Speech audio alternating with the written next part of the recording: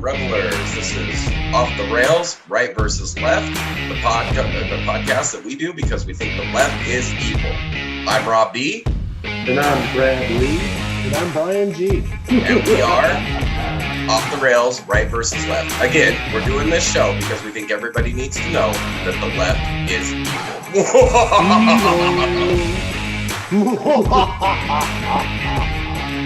Classic.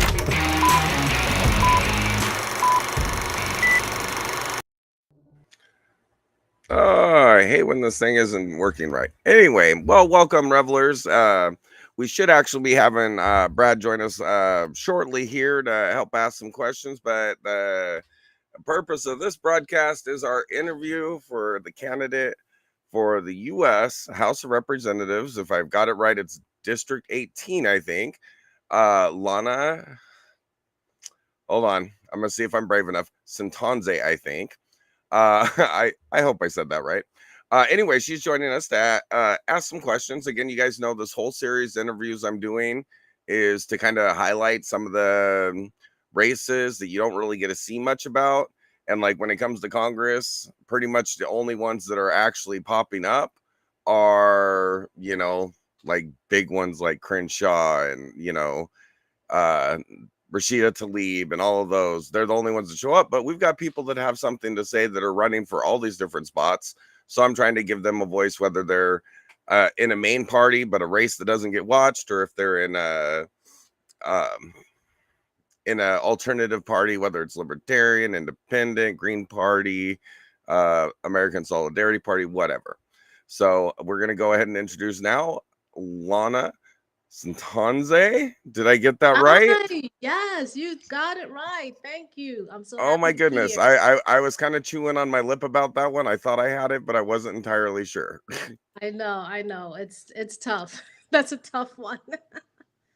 So, okay, so why don't you go ahead and introduce yourself? And I'm primarily curious what's making you run for Congress.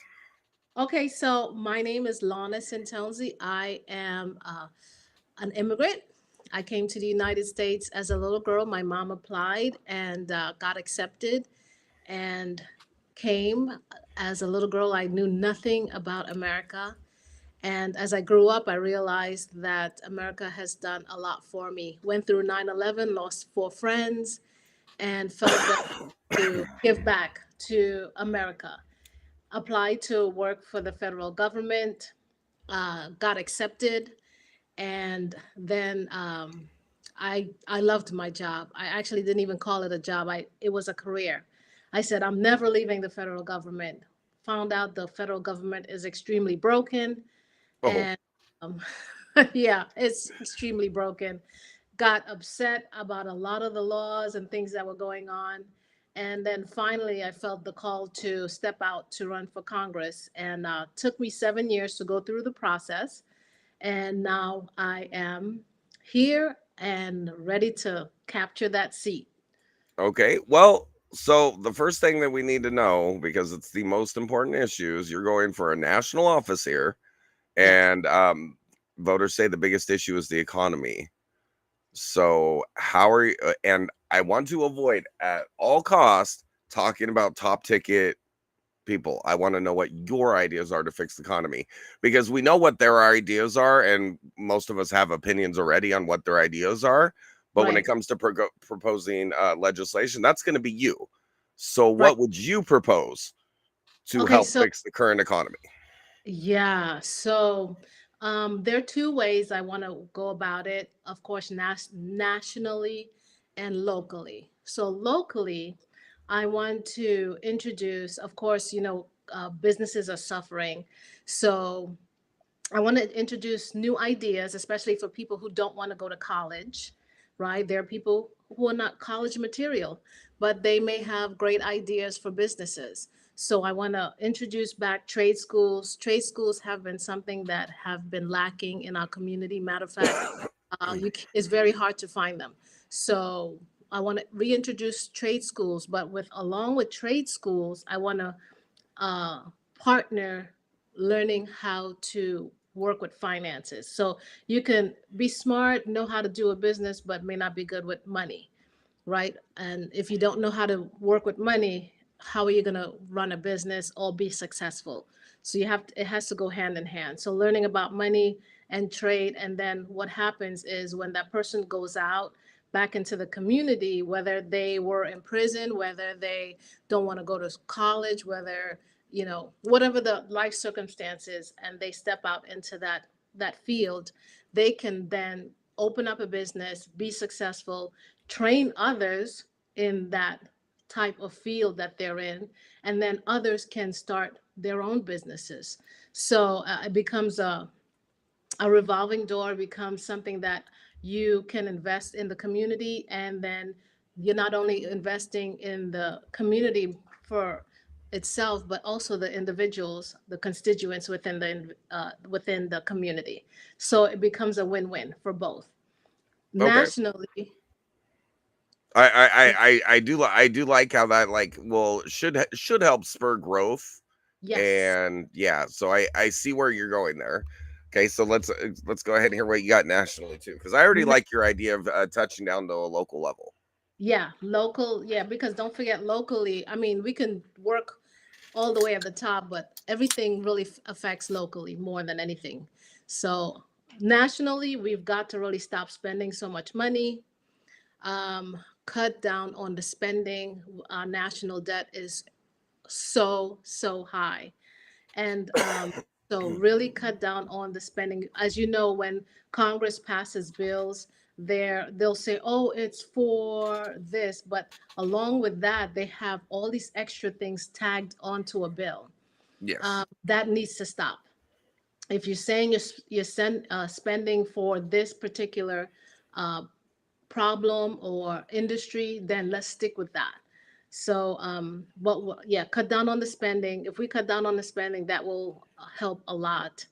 And also, Now I do have my idea how we can yeah, start that off. yes, yes, So yes. just between us, I'm Uh-huh. planning on running in 2026. Good for But if you. but if you get there first, um, you can take a shot at it. Legislation that says that any member of Congress who votes for a budget that spends more money than we took in revenue the Mhm. previous tax year is no longer eligible for reelection. Hmm. Pretty sure everybody gets serious about the budget at that point, or at least if they want to keep their job. Absolutely. Oh, that's And I had somebody go, well, what about if you get into war? You're going to need more money. Well, if Mhm. you're part of the leadership that got us into a war, you probably shouldn't be eligible for re-election anyway. Anyway, right, exactly. But the thing is, they just keep spending. It's like a Yeah, spend, like yeah, Santa and Claus. the reality is, if any individual had the kind of debt issue that the United States government has right now, we would have already long since been forced to declare bankruptcy. 1/6 of all their earnings is just servicing debt, or not Absolutely. 1/6, 1/4, 1/4.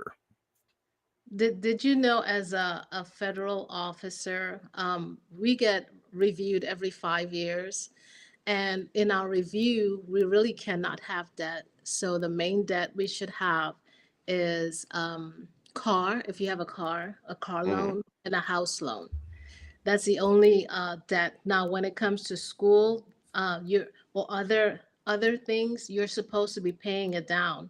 And if you don't pay down your debt, as your reviews go through, they can terminate you. And ironically, they acted these common sense federal rules, but they don't apply them to themselves. Exact. That's why I was saying it. So Yeah. now don't get me wrong. Now I know we're talking economy, but at the same time, inside the federal, there are people that are doing a good job in the federal government, and then there's people like the NIH where they get a portion of the patents of the drugs they're reviewing. Right. Yeah. That's You another. know, Yeah. in Congress, you've got them voting on legislation that impacts companies, and then they go and invest in the. I mean, Yeah. it's so clearly corrupt. Yeah. It is corrupt. So, And and you look at Anthony Fauci, he was the highest paid member of the federal service, and at the same time, he had patents in like almost every drug that was approved in his entire 30 years wow. Yeah. in government. It's all dirty pool. Yeah. It's not it's not good at all. I mean, it's horrible. It's horrible. And the thing is, man, how do you and this is year after year after this is years deep, deep year deep And it's corrupt. accelerating. Yeah. Yeah. So And that's actually like one of the things that really disappointed me about Donald Trump. Sure, he felt the need to stick and move to keep the economy going mhm, because of some of the ridiculous some of the governors were polling, like mhm. shutting down their economies and whatnot. So he had to keep the economy going. But like the lack of foresight that if transportation and manufacturing weren't still going, it was going to lead to supply shortages. That's Yeah. one problem. And the fact that he didn't find the money somewhere else. Well, you're Like, talking about 2020. yeah. Well, don't forget. Well, when he did those stimulus bills, they could have taken it from elsewhere in the federal budget, because when you shut down the whole federal government, why are you still spending the budget? Right. Well, actually, though the I couldn't go to the Social Security Administration well, because of the actually, pandemic. So why were we paying people? so yeah. Well, the thing is, we were still working. We had to go to work, though everyone was No, home. no argument can be made that anybody's working more efficiently when you can't work with the people that you're intended to be helping. Yeah. What they did is they kept paying a bunch of federal employees that weren't actually working. And if they had put some of those people on leave that weren't actually working with the public and that weren't Actually, doing no, this. we were working. No, There were I still flights understand. coming in and all these different things. People were still coming into the U.S. with COVID. Believe it or not, yeah, especially from Mexico. I understand. I'm talking, there's 5,000 government agencies, 230 something departments. Hmm. Not all those people were working when they said no federal government employee could work with the public. Right. That's true. That's true. So, So that's what I'm saying. That's the responsibility. It's not the mhm. federal government's job to employ people. It's the job of the employees of the federal government to serve the people. And if they're not serving the people, they shouldn't be getting paid. Now, if you had furloughed 2 million federal workers, I'm willing to bet they would have all thought, hey, you know what? This isn't so bad. Let's get back to work. Right, And that right. would have given them a source for the stimulus that Trump used that actually started. Well, I mean, if he hadn't done that, I don't think the grabs by Pelosi after the election and by Mm-hmm. Biden would have been as big, Mm-hmm. and they probably wouldn't have had the backbone to go for $1 trillion spending bills. I mean, Yeah. that's what really set it off. But it did start. I mean, Trump was not responsible. He spent money that wasn't in the budget, and he didn't find it anywhere else. So he started the rocket fuel on that. Well, I gotta defend him a little bit. I mean, uh He spent more COVID is money. He promised co- not to spend more money, and he spent more money. You okay, can but make any excuse you want. You can't do it. You don't get to just keep spending money. yeah, And okay. and government will keep finding excuses to spend more money unless you say stop spending money. Like I just said, there was a lot of functions of the United States government that were not working. There is no reason why he couldn't find the money elsewhere. Right? We could defer, we don't have to agree on anything on everything.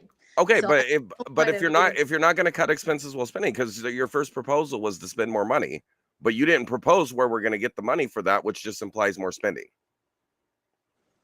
okay. Are you You still you talking get what about I'm the saying? It's exactly what Republicans and Democrats have been doing for 80 years. Right. Since the god of socialism, Roosevelt, started making government programs that were never supposed to exist.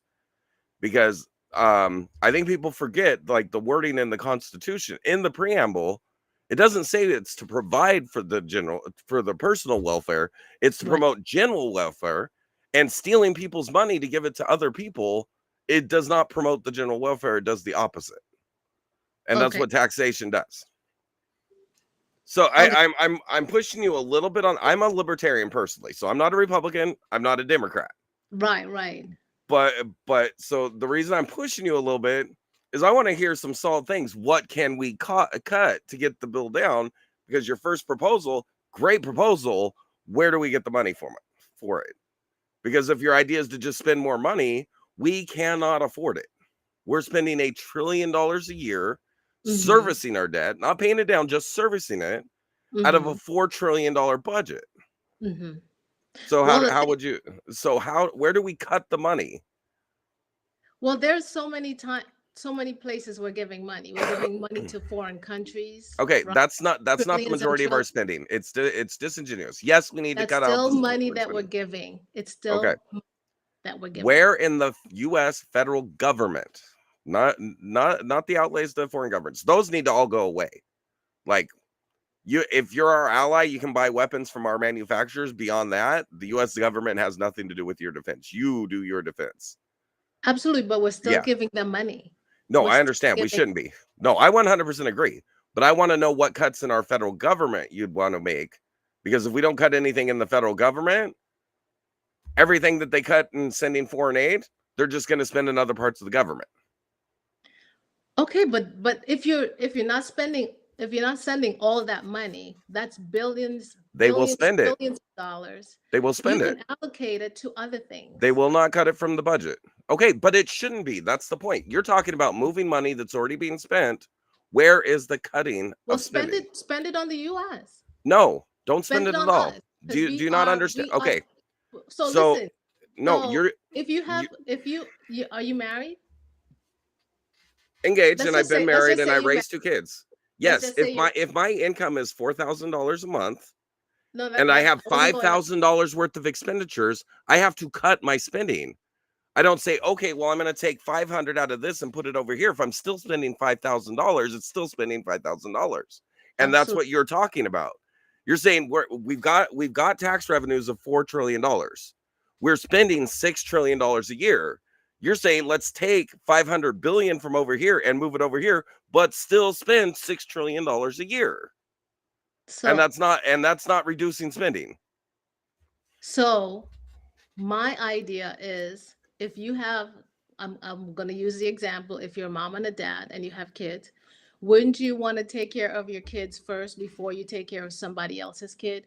Wouldn't you want Yes, to you dodged the question. that's the whole You that's what I'm dodged the trying to question. say. I understand we need to take care of us first. Where would you cut spending? There's Because a lot moving of no, places. stop, stop, stop. There are Listen things that specifically to we my are question, please. spending. Lana, please listen I'm asking specifically you a to my question. question. Okay. There is a $6 trillion deficit. We take in Yes. $4 trillion. Taking from one thing and moving it to another does not cut spending. It just moves it. But How there do you are get other that things that six? there are No, things stop. that That's we're not my question. putting. I know there's a lot of stuff we can move money around. You're not allowing me to answer the question. What? Okay, because I'm You're asking you a not allowing me specific to answer the question and you're question. kind of dancing around it. I'm telling you how I would do What? it. You were a government employee, and this is my concern about government employees going into the political side, because they get into the political side and then vote for bigger government. Okay, so here's my question. What government programs would you cut to bring spending down? So there are things that we are presently Yes, giving what things? thousands and millions, billions, trillions of dollars to. Things like parks for, I'm just using that, parks for a dog, right? Do we have to spend 15-20 million dollars on a park for a dog? I mean, No. just using that as an example. Take that money and put it somewhere else where it's important, where it can benefit the citizens of the country.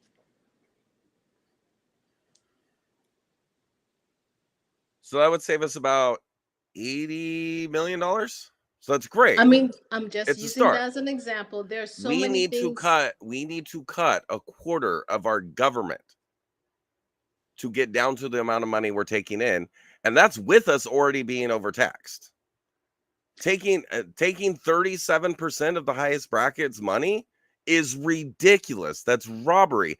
That's slavery. A third of your time that you work is for us. That's slavery. So as Just I because it's said, part-time slavery doesn't mean it's not slavery. Okay. I want to hear, what can we cut?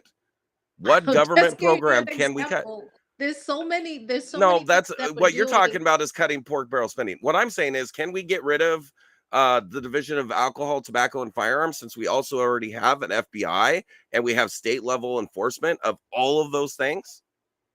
Why do we need an ATF?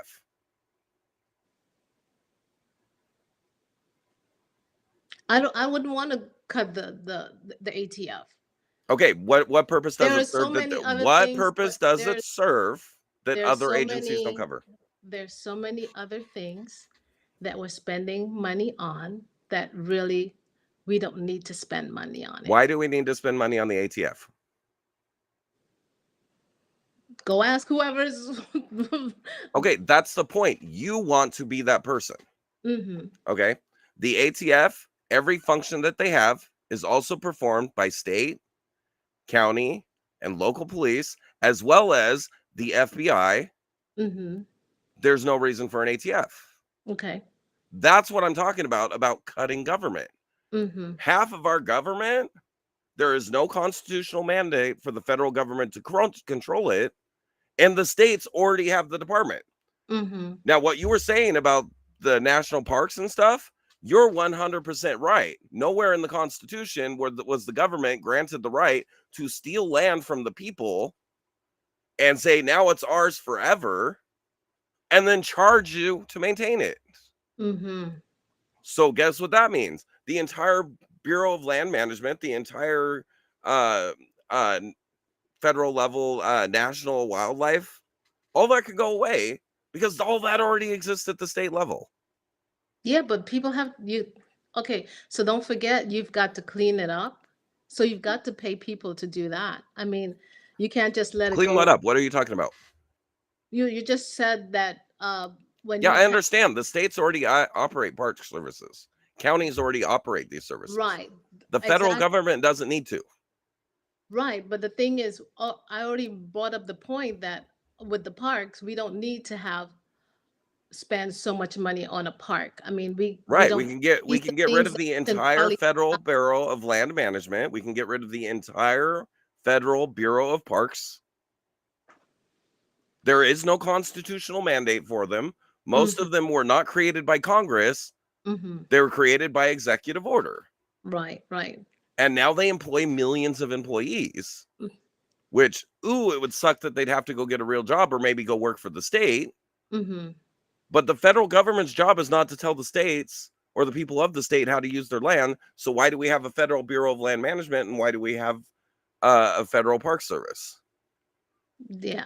You Um, get what I'm saying? Like yeah. they're and I get you. I get the, like, it's good. I don't think we should be sending foreign aid to anybody. Hmm. Like, as long as we have one I veteran, mean, we as long as we have one veteran on the street or one veteran waiting for medical service, not $1 leaves these borders. mm, You see what yeah. I'm saying? Because that's stuff you do when you're I able kind to. of agree Okay, partially. if your kids are starving and you're walking down the street and you see a homeless man, if you have $1, your kids are starving, you're not giving the homeless man $1 because he's starving worse than you. Right. I mean, I'm gonna feed my You kids fix because you my fix children. your own problems first, and then you help. Our problems aren't fixed, Right. so there should be no foreign aid until our problems are fixed. Right. But And but if then somebody who? really believes in giving out foreign aid, guess they better get to work on them problems so they can send some foreign aid. But who's? Again, it goes back to whoever is leading us is making those decisions. So, I You're mean, running to be a leader, and you're the one that's going to propose the well, bills that get voted on.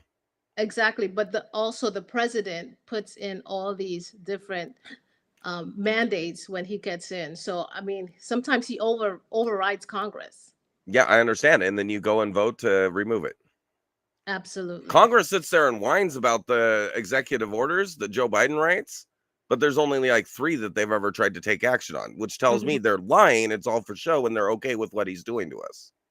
Well, You get what I'm that has saying? changed. That's Well, they all complain that the border's open, yet right, they but could very, nobody's doing anything but about it. nobody's proposing a bill that says Joe Biden must close the border using United States troops. Well, you can't close the border.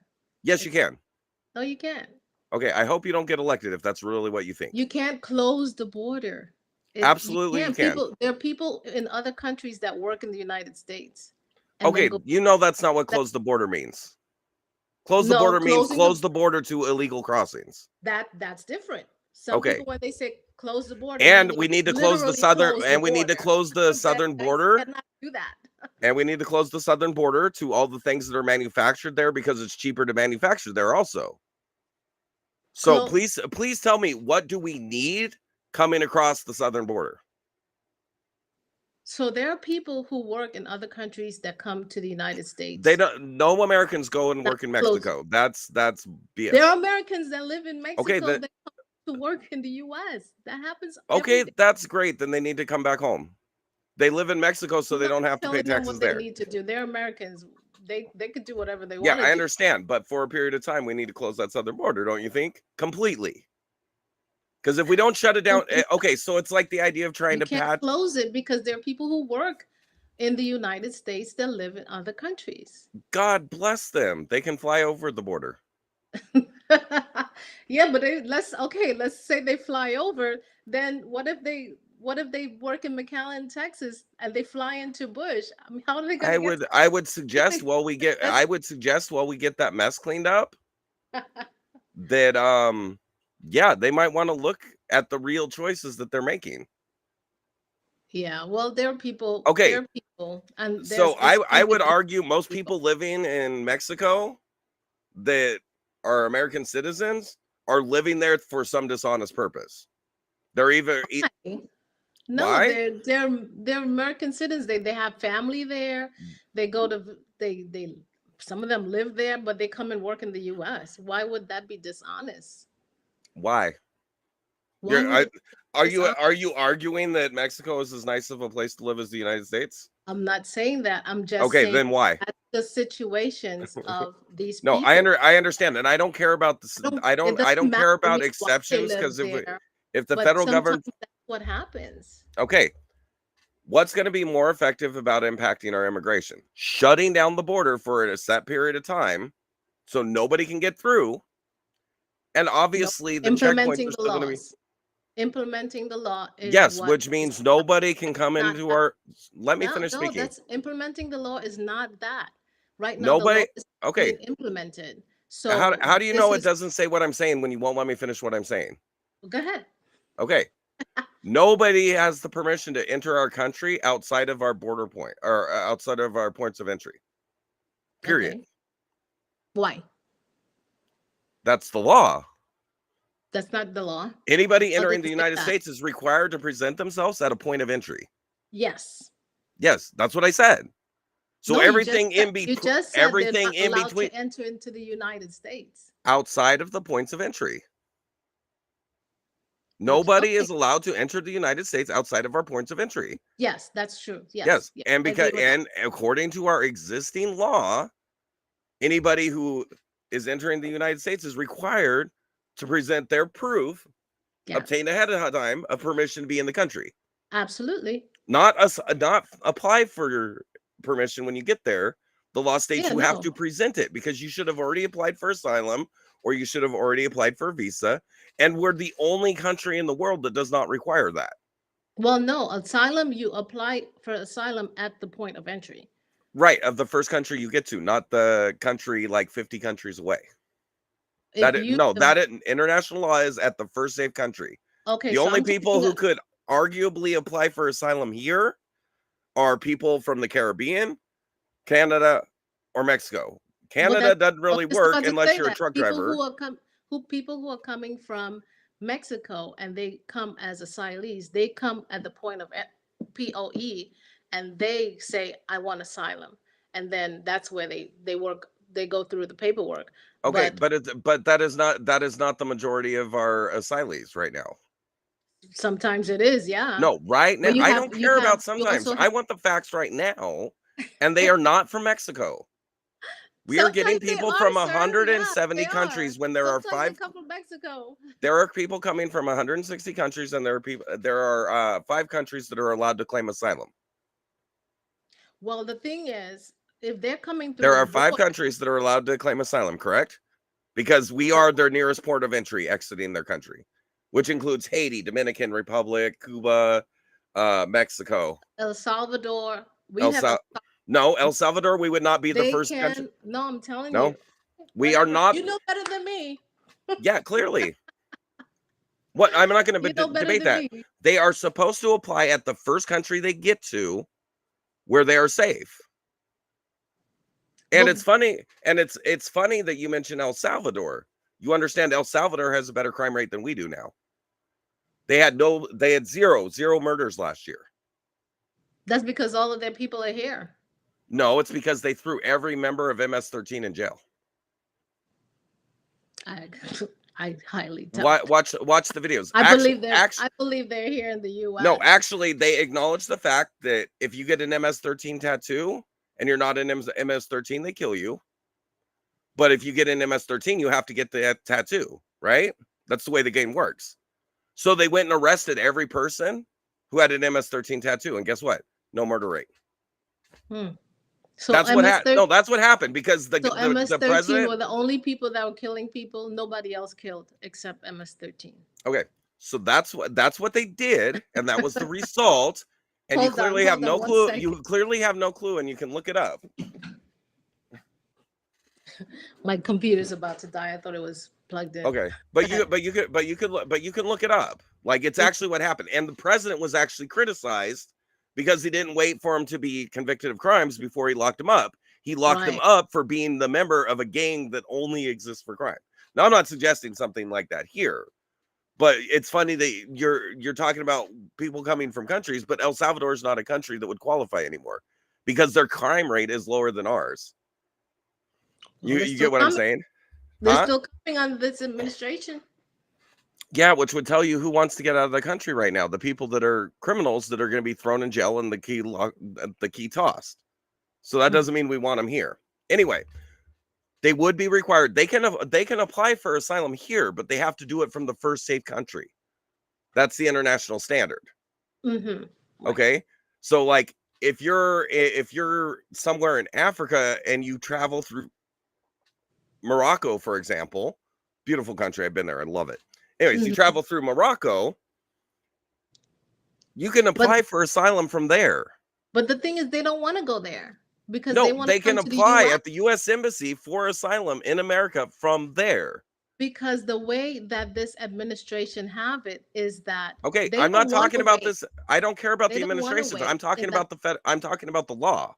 I know, but you said enforce the law. The law says these people can't apply unless they apply from the other countries. But they are applying. They are applying, and yes, because Kamala Harris created an app so they can apply at our border, which was illegal. But then that's not what's. They are coming in that way. Okay, so you just want China coming. So you're running as a Republican, but you're pro illegal immigration by lying and calling it asylum. No, I never said that. I'm telling you what's happening. That's yes, and I'm telling you, the law says they can't do it. I'm saying that this is what's happening. But the law says they can't. But that's what's happening. It doesn't matter what the law point? says because the administration that we're under right now is not following the law. That's the I understand, which was the whole point to begin with. It was literally the point to begin with. Well, that's what I'm trying to say is that the administration. Yeah, and then Congress needs to take action on the fact that they're not following the law. Right. That was my point. That was the original point all the way along. Okay, but but this might be the problem. You were a federal employee. What department did you work in? I worked in CBP. Interesting. And you don't know that legally somebody from Guatemala cannot come to the Mexican border and apply What for. I'm telling you, No, that's not okay. what's I really don't want happening to right hear you talk now. off my question. I'm asking you a question and you keep like Okay, go running ahead. from it. Go. Sorry. Okay. Donald Trump does this. Kamala Harris does it. It's so freaking annoying. I have a point I'm trying to ask. Go ahead. And the point I'm trying to ask is you were Customs and Border Patrol, and you did not know that people had to present or make their asylum claim at our embassy in the first safe country they came to. Can I answer the question now? Okay, if you say Can I anything answer the other question than now? them applying at our embassy in another safe country, you're not Can I, answering the can question. I answer That's the the question? problem you're having. Go ahead. So the answer is the law is not being followed at this moment, meaning for the past 4 years, the law is not Where being. I Can I understand. answer it? You Can I did. answer it? Yeah, I well, did you not didn't. answer. You gave the same I'm answer not you were giving finished yet. before, and you stepped I'm right not over it. finished. I'm not finished. The Go law ahead. is not being followed. So when the Yes, we law is know. not being followed, that means the current administration says what needs to be done. So it doesn't matter where they're coming Great. from. Okay, great. No Go past matter what that. We already country know what they're this coming from, administration's doing. they can come in and claim whatever they need to claim, whether it be Great. asylum, You're whether sitting it in be Congress. The paroling, whether administration's not covering. they can come in because the law Okay. is not being followed. Yes, I understand. What's the law? You just stated the law. Okay. So they're not following the law. Okay, that's None great. In of the Congress, laws what are you being going to do followed. about it? Well, we've got to fix our borders. How? We've got to fix the You border. just said you can't close it. You We just said you cannot. can't enforce it. You were the We one that can. said, no, wait.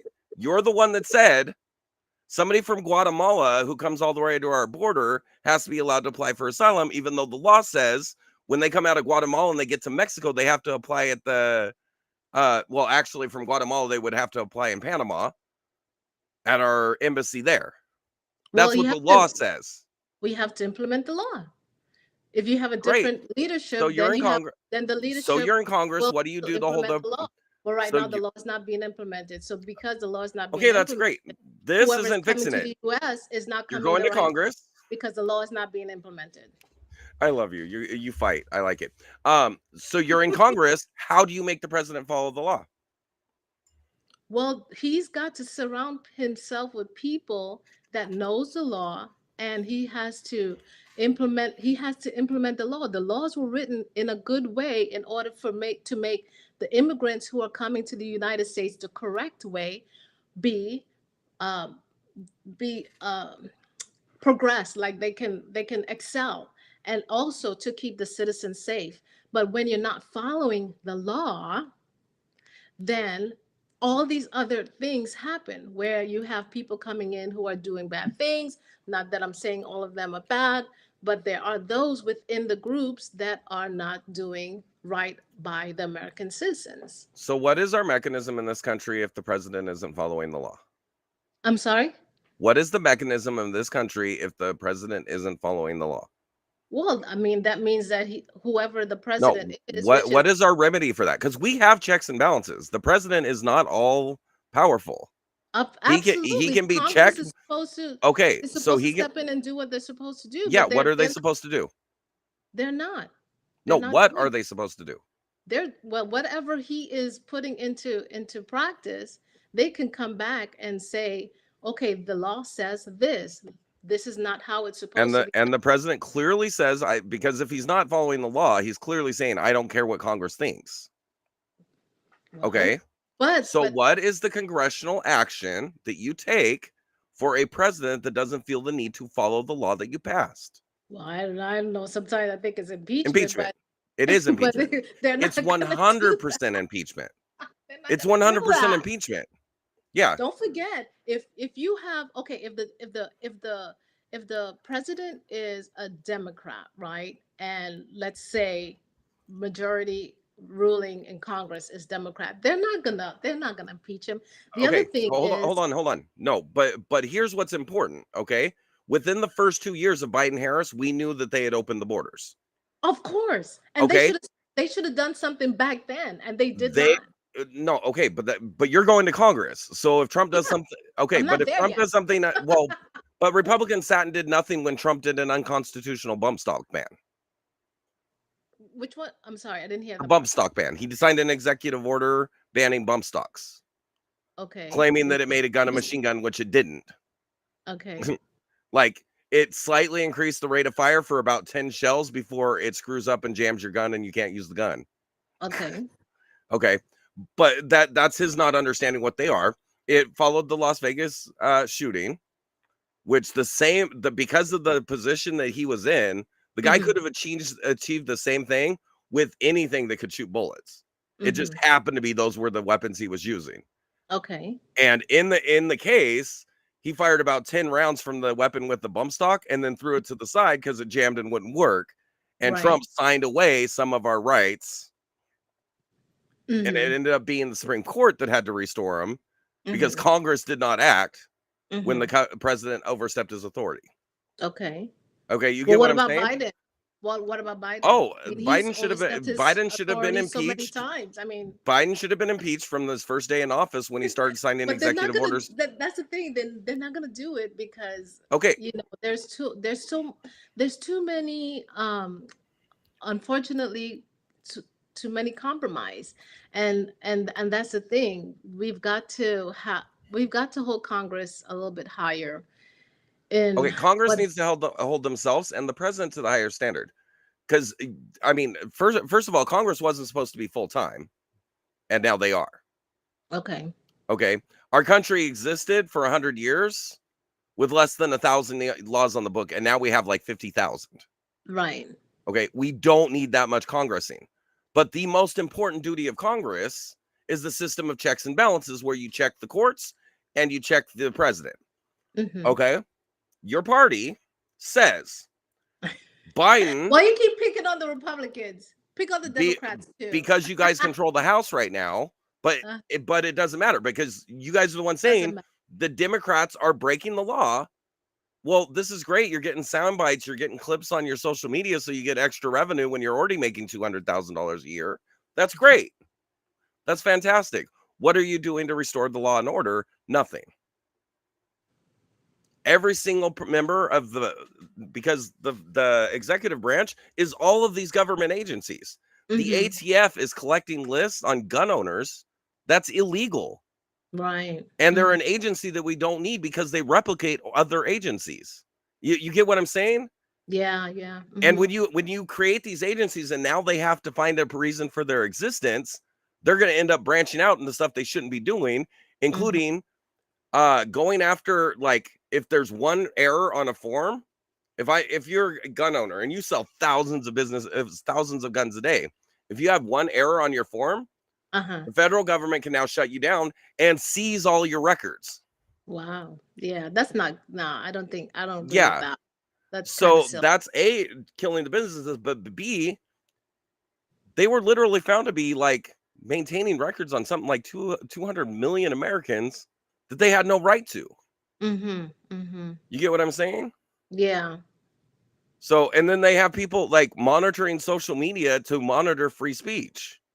Well, And then yeah. they go out and talk They to people. monitored me and shut me down. Okay, but you get what, okay, so you don't do that by acting like if these agencies are so bored that they're doing things that are illegal, we don't need Mhm. the agency. You get what I'm Mhm. saying? And then Mhm. you tie all that back into the budget perspective, and bada boom, You we're got cutting money. money by getting rid of people that are breaking the law. But Yeah. there is a hesitation in this country saying we don't just impeach the president. Now, Mhm.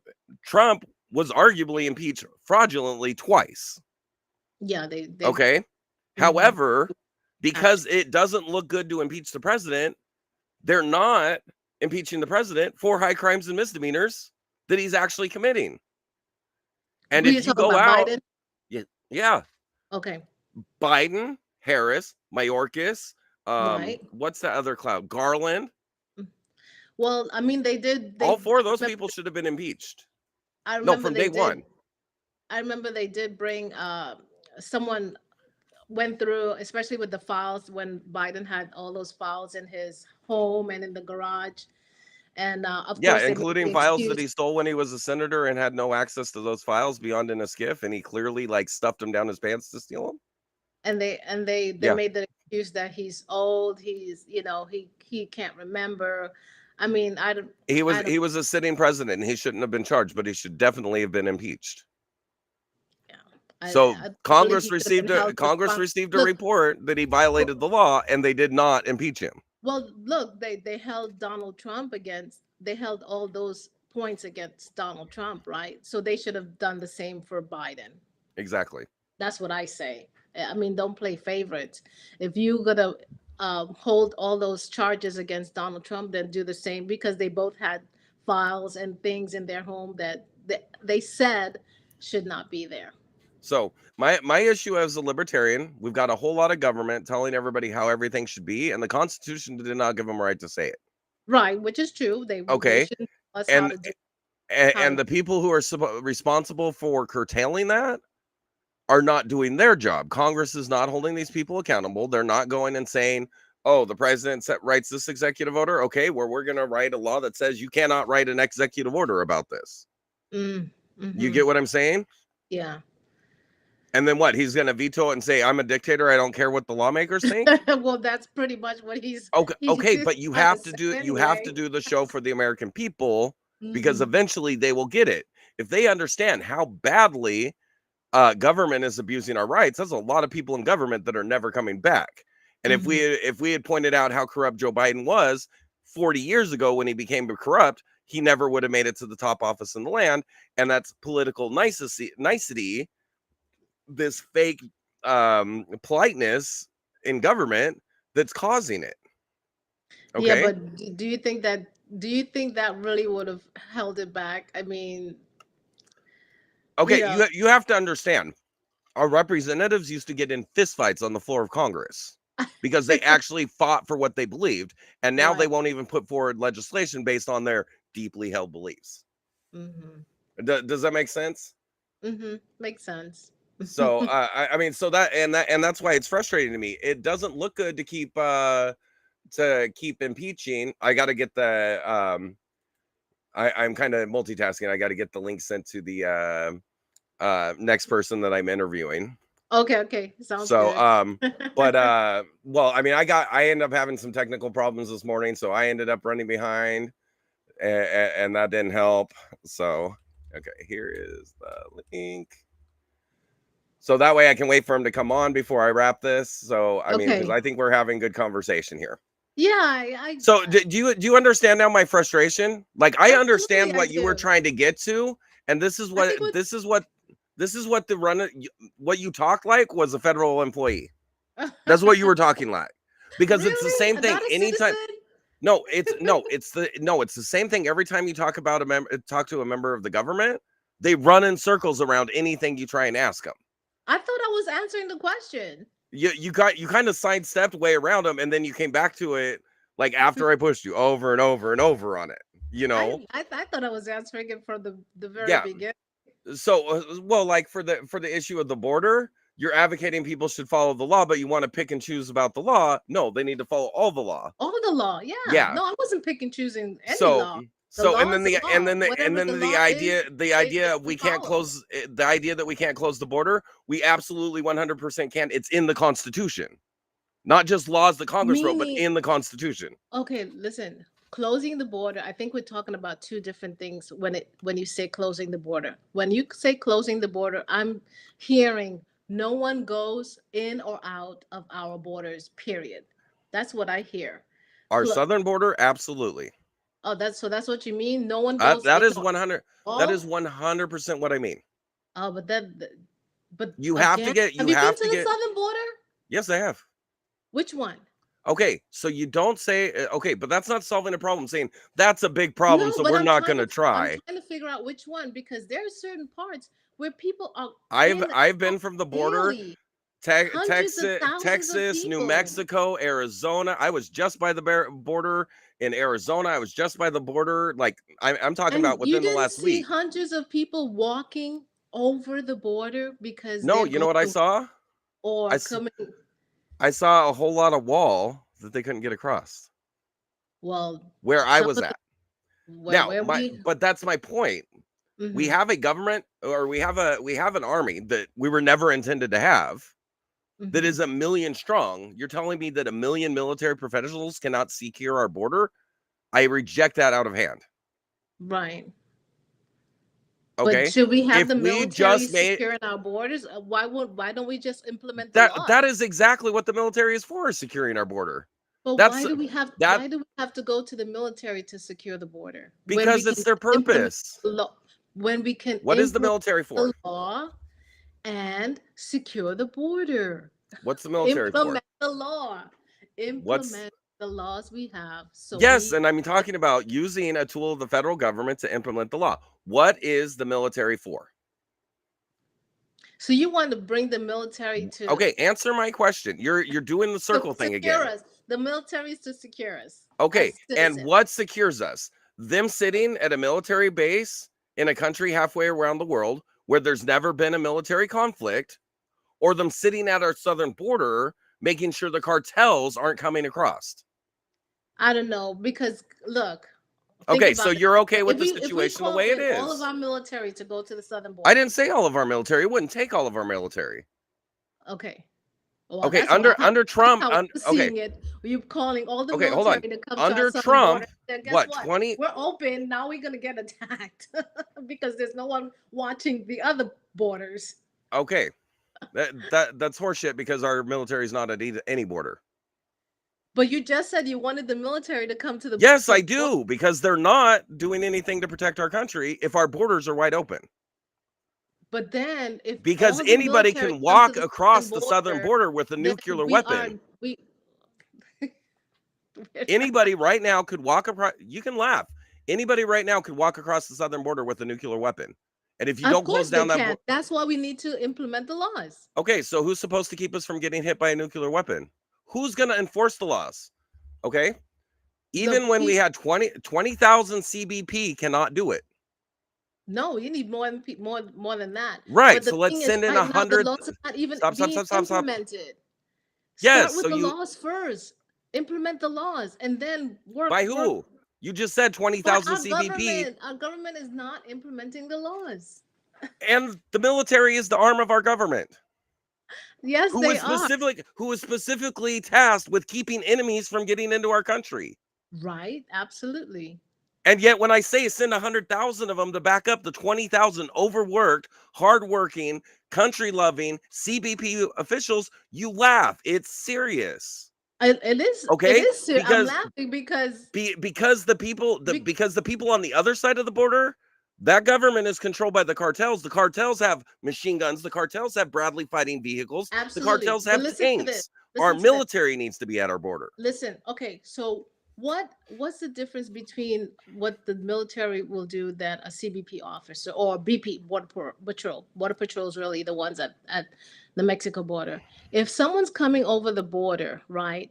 And one, they're not telling us their real name, they're not telling us They anything. stop and No, turn around, or they're they shot. have that's that's what it's supposed to be, but that's not what's happening because the law is not being Because followed.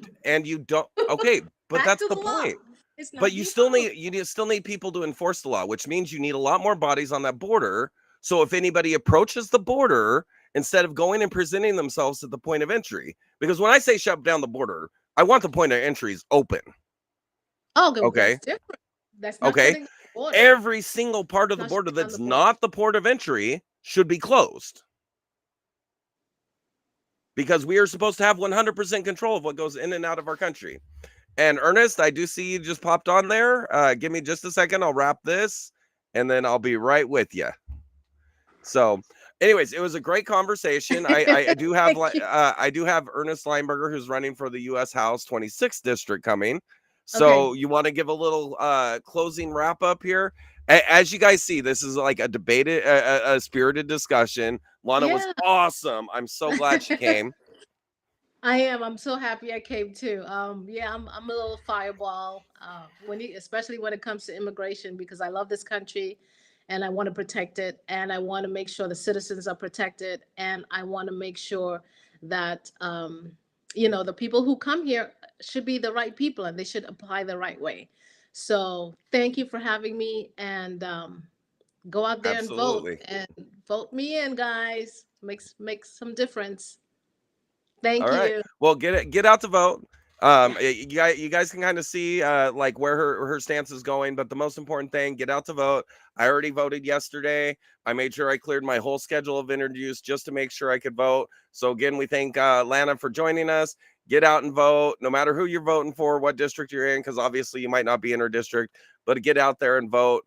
The power of the people is what matters, and that is our number one source of power. If somebody's not doing the job we hire them to do, we can get them out of office by electing somebody else. So thank you for your love of the country. Thank you for your time of service, serving the country. And I wish you best luck on your race. Can I say my website, Lana Centonze for Congress? Thank you. Absolutely. If you All come right. back, and chat with me again, we'll make sure that your website runs across the ticker the whole time. Awesome. I All right. enjoyed it. I Thank you appreciate again, you. Lana. I hope I wasn't too hard on you. No, never. All right. You have a good one. Bye. All right, guys, and in true fashion, the right versus left, we're going to be following this interview up with an interview with Ernest Linberger the third, who's running for the U.S. House, District 26, if I'm not completely wrong there. So we're going to take a quick break and then come right back. And thanks as always for joining us, everybody. We'll be right back to you.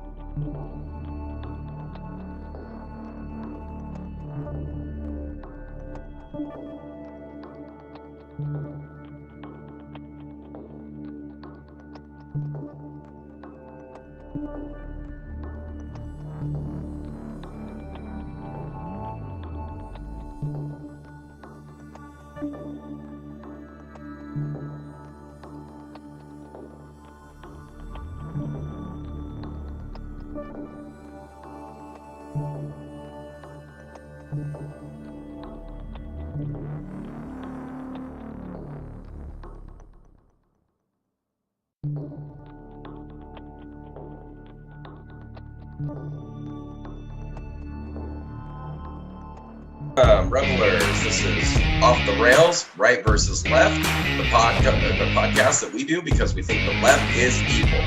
I'm Rob B. And I'm Brad Lee. And I'm Brian G. And we are...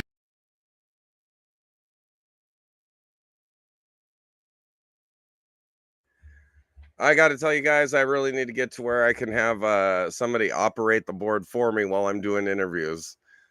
It's been so much fun, though. All right, so we are back, and we are going to be talking with Ernest Linberger. So we were running a little bit behind because we had some technical difficulties this morning. So we're going to go ahead and pull Ernest on right off the bat. Hello, Ernest, for U.S. Hello. Congress. How are you doing today, sir? Yeah, awesome. It's been a busy day. Got up and ran out to the closest polling location, which is a pretty busy one. And I've been out there greeting people coming to vote for, I guess, the last 5 or 6 hours. And I got the third day in a row. Wow. Awesome. Well, I wish you the best of luck on your race if you got the best ideas. I always put that caveat in there. If you got the best ideas. So it's actually kind of cool. So my show is called Right versus Left. So it's actually kind of appropriate. My previous interview was actually for a Republican Party candidate, different district, but Republican Party candidate for the U.S. House. So in kind of a true contrasting, I'd love if we can start out with a couple questions that we covered with her and see what your response is, or some topics that we got to, even if they weren't directly questions, because it's kind of conversation, so we kind of meandered around a little bit. So the first one is obviously we've got some major economic problems, and everybody keeps talking about what the president wants to do, what the what their agenda is, but ultimately it comes down to the bills that are being presented in Congress and voted on in Congress. So as a member of Congress, what would be your solution for this catastrophe that we've got going in our budget right now? So the biggest issue is to get things moving again. Unfortunately, the Republican side of the House has been pretty used to being obstructionist and slowing things down and not getting a lot of bills passed unless it's exactly what they want.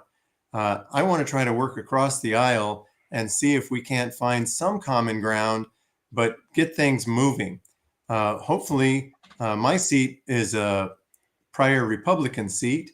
So if I win it, it would be a flip, and it'd be one more to help get the Democrats in charge of the Congress to where we can get things moving on our own. But of course, it's always best if you have some help from both sides. Okay, so I want to redirect you a little bit because I understand about the stalling going on in Congress, right? But a lot of that, I mean, when Biden and Harris took office, you guys controlled both chambers of the Congress. No. Okay. Yeah, you did. You controlled the Senate and you controlled the House when Biden was elected. Okay, for the first 2 years. For the first 2 years. Except Okay, correct. So the Senate didn't have a filibuster-proof majority, so we didn't really control it. They didn't need it. You guys used the tie-breaking vote of Kamala Harris to pass like $5 trillion worth of spending. So they snuck it through on a couple of. Okay, but that was the Democrats that did it. Yes, I'm just saying they had to sneak it through on what do they call it? I don't remember the word for it, but it's like where there was like only a couple times a year that they can do this one trick where they can bypass the filibuster. Yeah, I think the whole thing is ridiculous. I think everything should come for an up or down vote. I kind of disagree with the filibuster due to the fact that both sides complain about it when they're being blocked by it, but both sides threaten to get rid of it and threaten to get rid of it. But then on the flip side, both sides use it, well and good. Okay, if that's the rules you got established, great.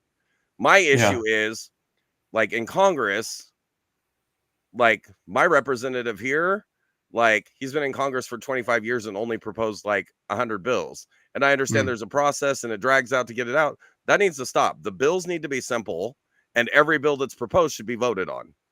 Period. Sure. If it has to be, if it has to be, yeah.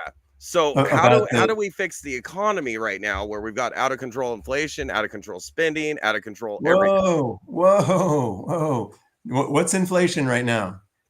2.5%? No. Well, we really want it to be 2.1. No, okay. And inflate. Hold on. I'm going to stop you right there because I don't play these lying games that government plays.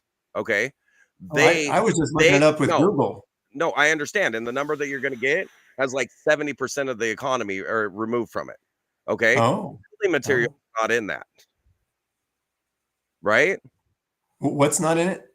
Building materials. Like, if you want to build, those building materials are not in it. Since Joe Biden's been in office, they say that the inflation is 20%. The inflation on building materials is over 100%. Okay. So when you say something like that, the inflation is in 20%? No, don't get me wrong. Both sides cheat the same way. I'm a libertarian. I think you're both dishonest. Well, let's just clarify the 20%. That's like if you go over 3 years and like you start at 1 and you say 4% inflation, and then maybe you say 8% inflation, and then maybe you say another 4.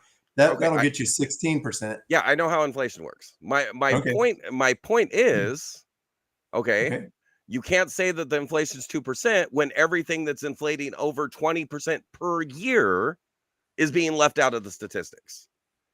Okay? Because guess what? Americans are paying for all of it, not just the basket of stuff that makes you look good. Well, I agree with all of that. what I don't know, I'm going to have to look into. You're raising the point of what's in and what's out. So I just, Yeah, the follow numbers metric. are heavily I manipulated, and can they tell got you one thing that I manipulated want to even do more.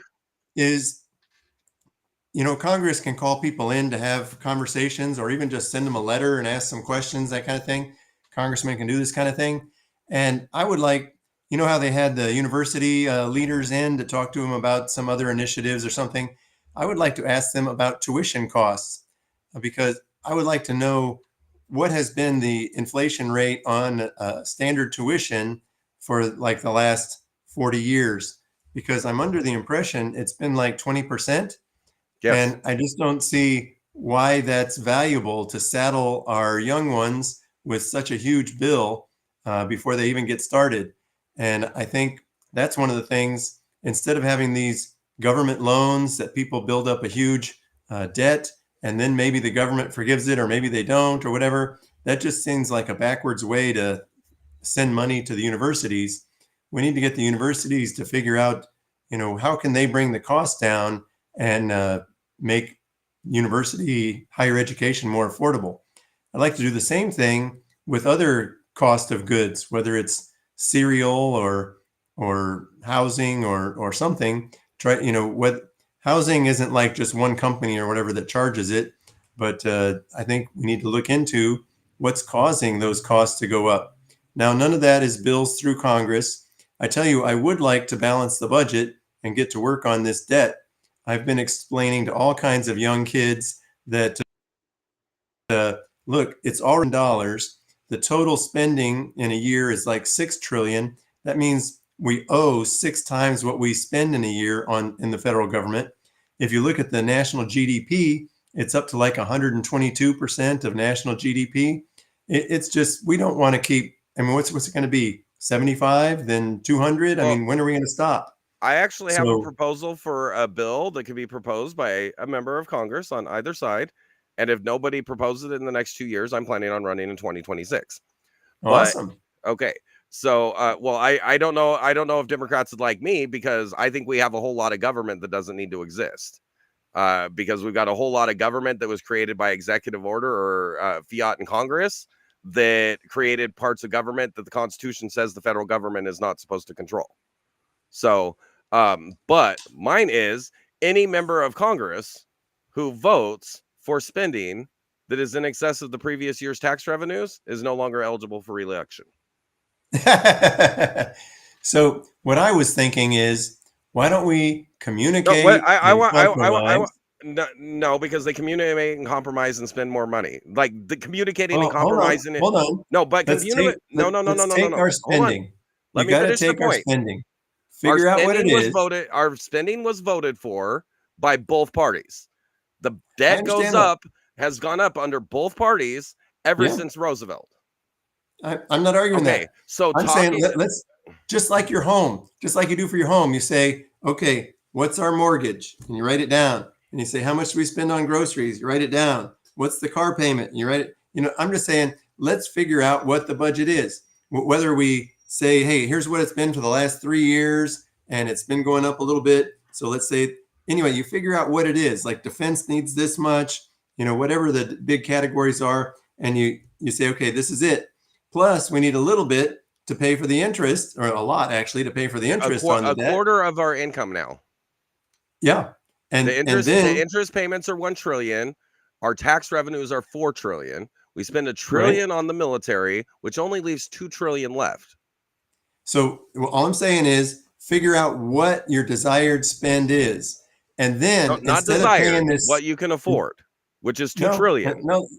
I tell you what, give me a minute to say what I'm saying, and then you can chop it to pieces. Okay. Figure out what you want to spend, what we feel the requirement is, whether it's defense budget, whether it's everything else that's in there. And we can try to whittle it down, whether we can knock something down 20% or we can knock something down 2% or 5%. Whittle it down if you want. That's all fine. But figure out what it is and then set the tax strategy to pay for it. So it's not, you can't do this at home, right? You have an income and you say, here's my income and I hope my bills cover it. What's the total of my bills? You hope I've got some left after all my bills.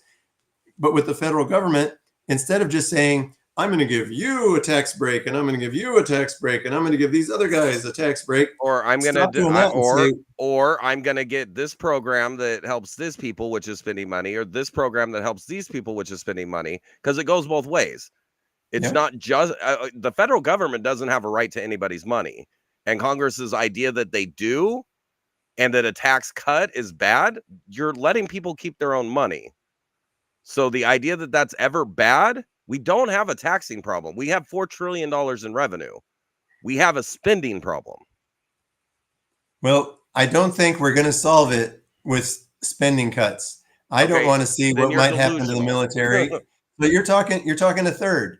You're saying, if we're spending 6 and of course you're probably not going to peanut butter it over the whole thing, but you're going to cut 20% out of the military, 15% out of the military. Nope. I mean, and there's a lot of other things. USAID, that's a very small budget compared to most everything else, but it's pennies on the dollar with the benefits it reaps in relationships and we get a lot out of that. And I wouldn't want to cut that 30%. So I'm saying we're going to have to find some money. Okay, so I've got an example for you. Okay. Do you think states are capable of controlling the land inside their state? I don't understand where that question's going. Do you think Texas is capable of controlling all the land inside their state? I really don't know what that means. Control the land. The federal, the parks and the recreations. And I use Texas as an example because we have the least BLM land out of like any state. Okay. Okay. So clearly a large state can take care of their land, their resources without the federal government. Okay. I don't agree with that. I think everybody has a budget, and their budget is based on what they've had to do in the past. Okay, but if you all of a sudden give them a whole bunch more work to do, then they might need a bigger budget. I wouldn't say they can automatically cover it. That doesn't sound like a good premise. Okay, and what part of the Constitution says the federal government can take a land from the state? It's not in there. That's why you can't give me an answer, because it doesn't exist. So my point is, we have state parks and recreation service in every single state. So we don't need a BLM with a $1.6 billion budget when the states are able to take care of the state. You get what I'm saying? I understand you're talking about cutting part of the budget. So I'm talking about getting rid of BLM because it's duplicated at the state level. And there is no constitutional requirement for there to be a BLM. This is the kind of stuff, it sounds great when they make it, but the BLM originally started out with a board of like 10 people that were just doing land studies, and now it's a $1.6 billion a year agency. You get what I'm saying? Everything the federal government does, they try and justify their own existence and why they should get more money. And the ATF doesn't do anything that the FBI couldn't do. So either the FBI should go away or the ATF, one or the other. We don't need both. And we have all these competing and overlaying. We've got what, 12 cabinet positions and 200 agencies and 500 or 5,000 sub agencies. We don't need all of that because the states are capable of taking care of most of the management of their states. And the federal government has overreached. And if we cut out, and to your point, we need to help the people. How much good can we do if we take the 1.6 billion out of that, cut 800 million out of the budget, and put 800 million towards getting the lines down at the VA administration where people have to wait months for an appointment? Well, we just cut 800. We just cut 800 million. We returned the control of the land in the states back to the states, and what do you know? We cut the budget and we did more good. And that's the kind of stuff that I'm talking about. Okay, since the time of Roosevelt, both Republicans and Democrats, because again, I'm a libertarian. Okay, so I'm looking at this from the outside perspective. And this is what it looks like to me. The Democrats say, we're going to restore your freedom and we're going to help you. And what do? They take more of your money and they spend more of your money. And then they tell you how you should live to help you. And then the Republicans say, we're going to cut your taxes and we're going to be responsible for spending and we're going to restore your freedoms. And then they tell you how they want you to live. They cut your taxes, but then they just borrow instead, and they still spend the same amount. Well, not the same amount of money, more money. Okay. You said a balanced budget. A balanced budget means cuts are going to have to happen, because you're not going to get the federal tax revenues up to 6 trillion. What you're going to do because what you're talking about, if you want to get to where we're covering that, then you have to do a 30% tax increase, which means the average middle American is going to have to go from paying 20% taxes to 50% taxes. Isn't it better to responsibly spend? No, that is not the plan. Well, but it's the reality. If you don't cut spending, the only way you balance the budget is by taking. Why are you putting words in my mouth or saying things that I didn't say? So how do you balance the budget? So here's the question: how do you balance the budget if you don't cut spending? Well, my method is you figure out what you're going to spend, and you write it all down. You figure out what it totals up to. I'm not saying you can't have cuts. There absolutely should be cuts. I've said there should be cuts in a lot of things, but I'm not going to tell you should cut anything in particular at this point. I think, there should be some across the board cuts, regardless of how small or whatever it is, could be. But you're going to have some cuts, and then you have to adjust your tax strategy. Instead of thinking like, hey, we can just set the tax rate whatever we want. No, it has to cover the budget. That's the whole purpose of taxes. So when did income tax come into being? You know the answer. Yeah, I know. I'm asking if you do. Well, I don't remember the year. I've done some reading on it, and I'd probably say it wrong. So I'm not going to just throw a year out there. I forget, it was like the 1830s or exactly when, or was it was it during the Revolutionary War? I'm not certain on exactly when we shifted to income tax. It would be 1910. The debts for the Civil War. Not exactly sure. It was 1910. It was a while back. It was 1910. 1910. To help fund helping out our allies across the pond, and then it funded the World War I, and then Roosevelt got into power, and we pretty much had our debts paid down from World War I, and he said, well, why should we give all this money back to the people? Let's keep it. And they didn't get rid of it. They didn't get rid of the tax replace. Huh? It didn't replace anything. Yeah, it did. No, we had tariffs. Tariffs is what fueled the government. We had tariffs. That's exactly right. And so we dropped the tariffs and we went to income tax. Correct. Tariffs are really an unfair tax because they tax anybody who buys the products that are having the tariff on them. And that could hit, any sector of society or all of it. And income tax, you can be much more progressive and allow people. So you're going to pick and choose who you steal more from. Absolutely. And we already do with our income tax strategy. Yeah, it's unconstitutional. It violates the equal protection under the laws clause. I don't believe that. If people are being treated different under the law, it violates equal protection under the law. I don't believe that. How do you not believe that?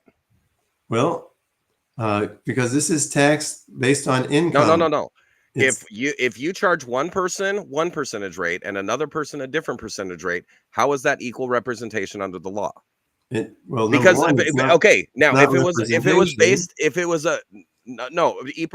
protection. If it was a flat dollar amount and you say, okay, well, if you make this month, you have to pay 5,000. If you make this much, you have to pay 15,000. Okay, you might be able to make an argument for it.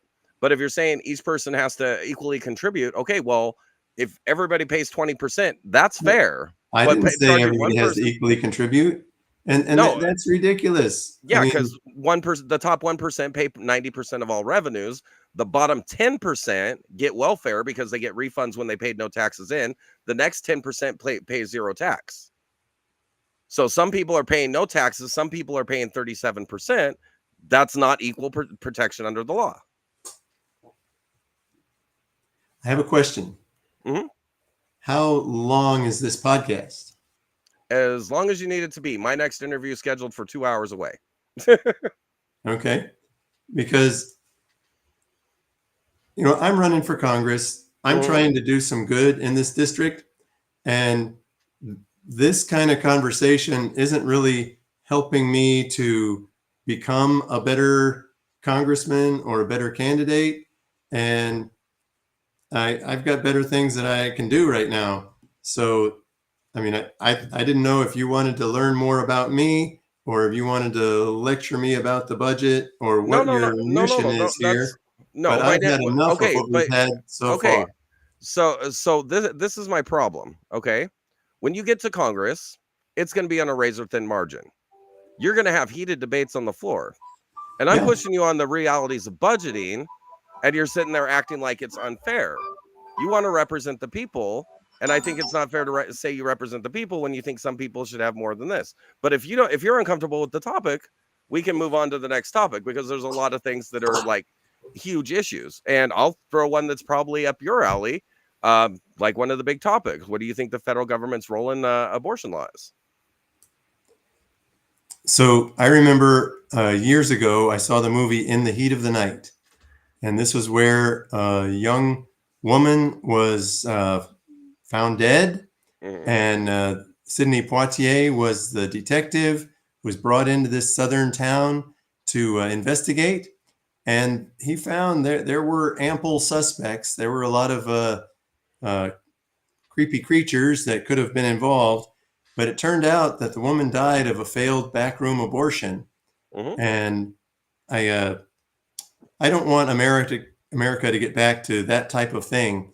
I think women need their health care. Women should be in charge of their health care.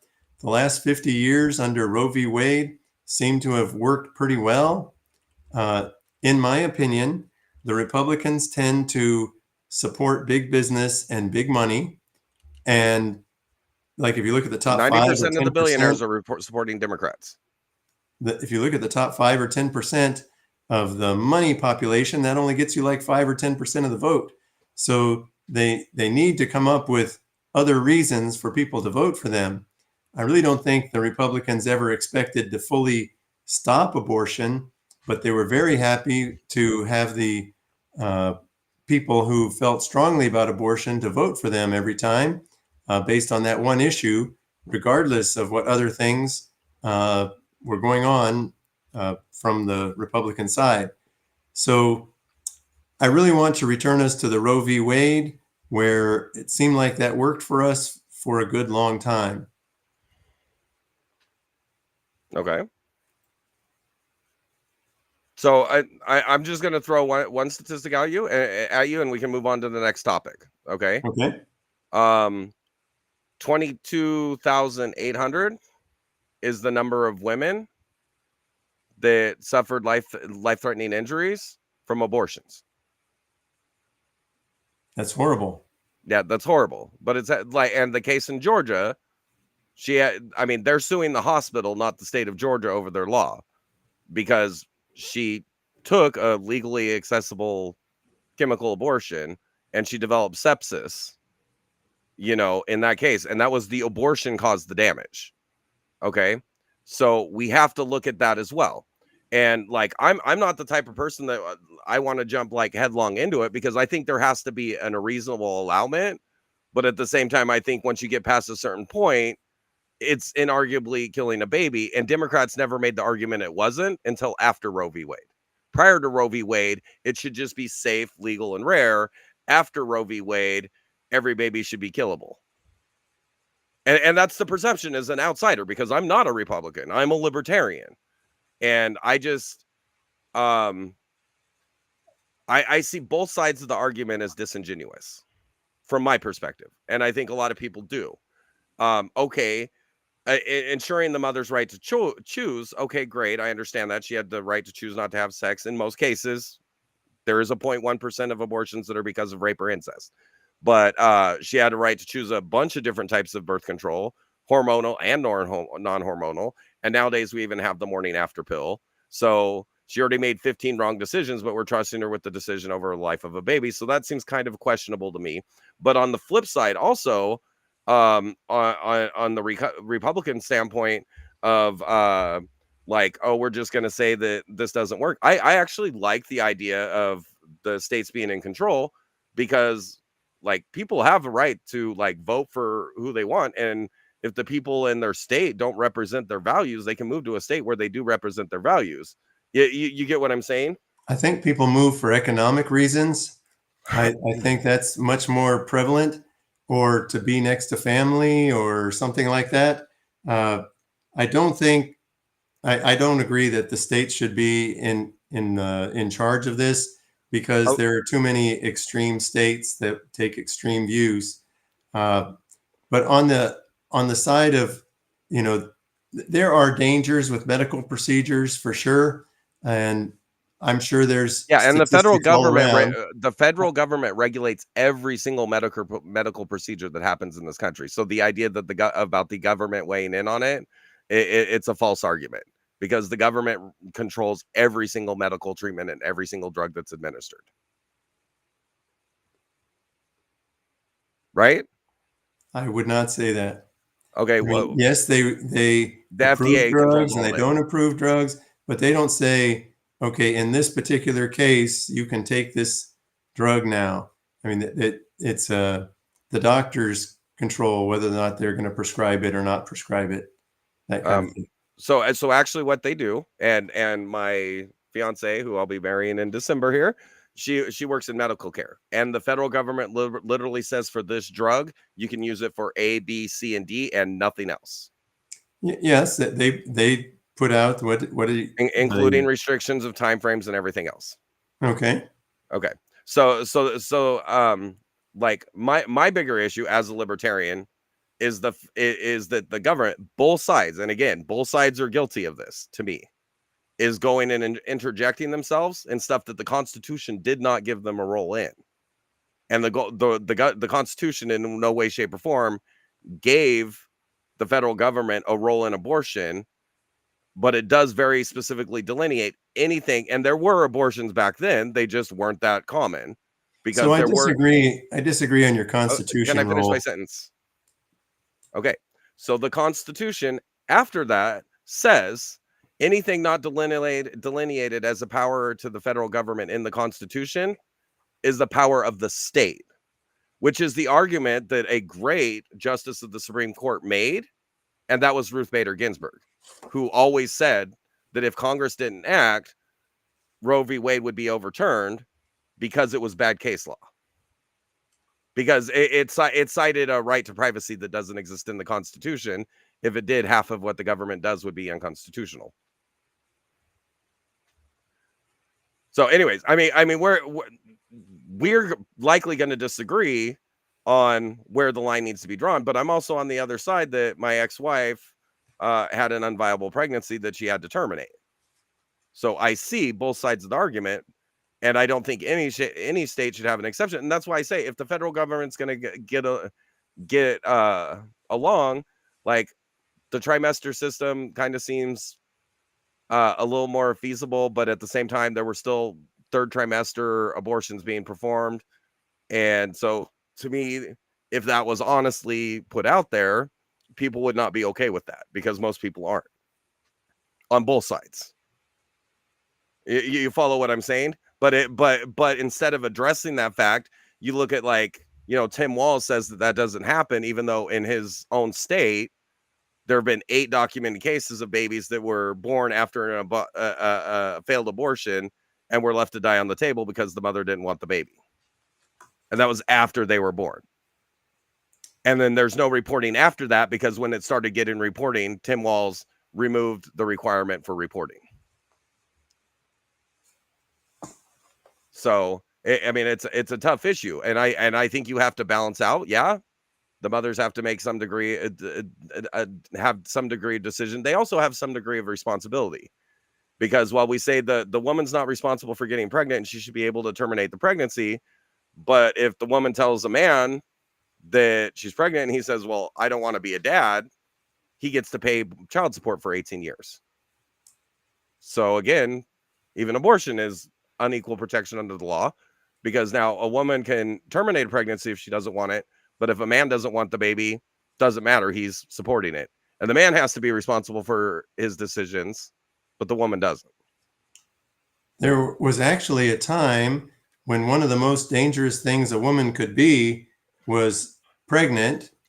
Yeah, and then the cesarean was invented, and with a boyfriend yeah. that did not want to have that baby, because a lot of women were finding themselves in a danger situation where the boyfriend was trying to eliminate the woman and the baby just because they didn't want to be saddled with that relationship for a long time. You know, men have a role to play in all of this as well. Can you cite a case there of is that? no And I'll pull it up. equivalent with men and their bodies and being told what they have to do. So I understand. I think Roe v. Wade worked Did you pretty support well vaccine for a long mandates? period of time. I didn't hear you. Did you support vaccine mandates? So that was important to interrupt my sentence to ask that question? No, I'm asking if you supported vaccine mandates, because it's on the topic of what but you you're saying. interrupted right in the middle of my sentence. Because it's relevant. Did you support vaccine mandates? So yes, I guess the simplest answer would be yes. I think vaccines are important. I'm not saying there should not be some ways for some people to get out of them if necessary. But like when I was in the military, you took your shirt off, you stood in line, you got 3 in one arm and 2 in the other, and you went and put your shirt back on and you moved on to the next thing for that day.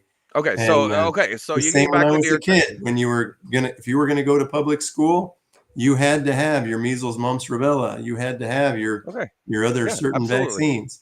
So I has vaccine this are important for us. Okay, great. So you do think people can be told what to do with their bodies. So go ahead and continue what you were saying about abortion.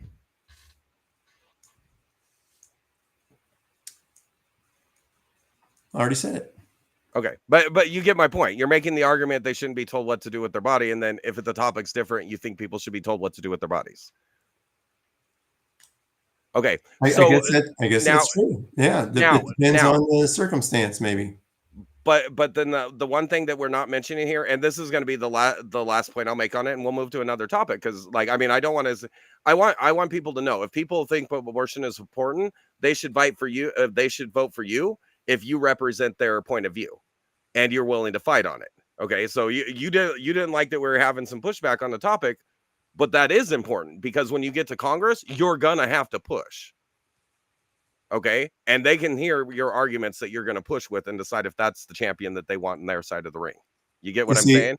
I hear what you're saying. That was not the way that I understood this discussion was going to go. Well, and if you've read some of that, or if you watched some of the other interviews, nobody. Yeah. Okay. So yeah, nobody's flying, just getting to say just what they want to say without any pushback. Because when you get to Congress and it's time to make the law, you're going to have to push. So you need, absolutely, you know what I mean? And I think a lot of our elections right now, we get a lot of people that are just kind of like, they throw out slogans and platitudes, but they don't really get into the meat and the grind of it. You know what I mean? So I know that, working a bill through Congress involves a lot. My main intention is not to go my way or the highway with a whole bunch of things, but to continue to try to communicate and compromise. Okay, so on the topic of abortion, would you be willing to compromise if, say, Republicans were like, okay, first trimester, that's reasonable, we'll make sure that it has to be allowed up to the end of the first trimester? I don't know about that. I mean, I don't think that meets the full spirit. I mean, because there's a whole lot more. I'm worried about the women. So what's your line? Pardon? So are you worried about the third set of DNA of the baby at all?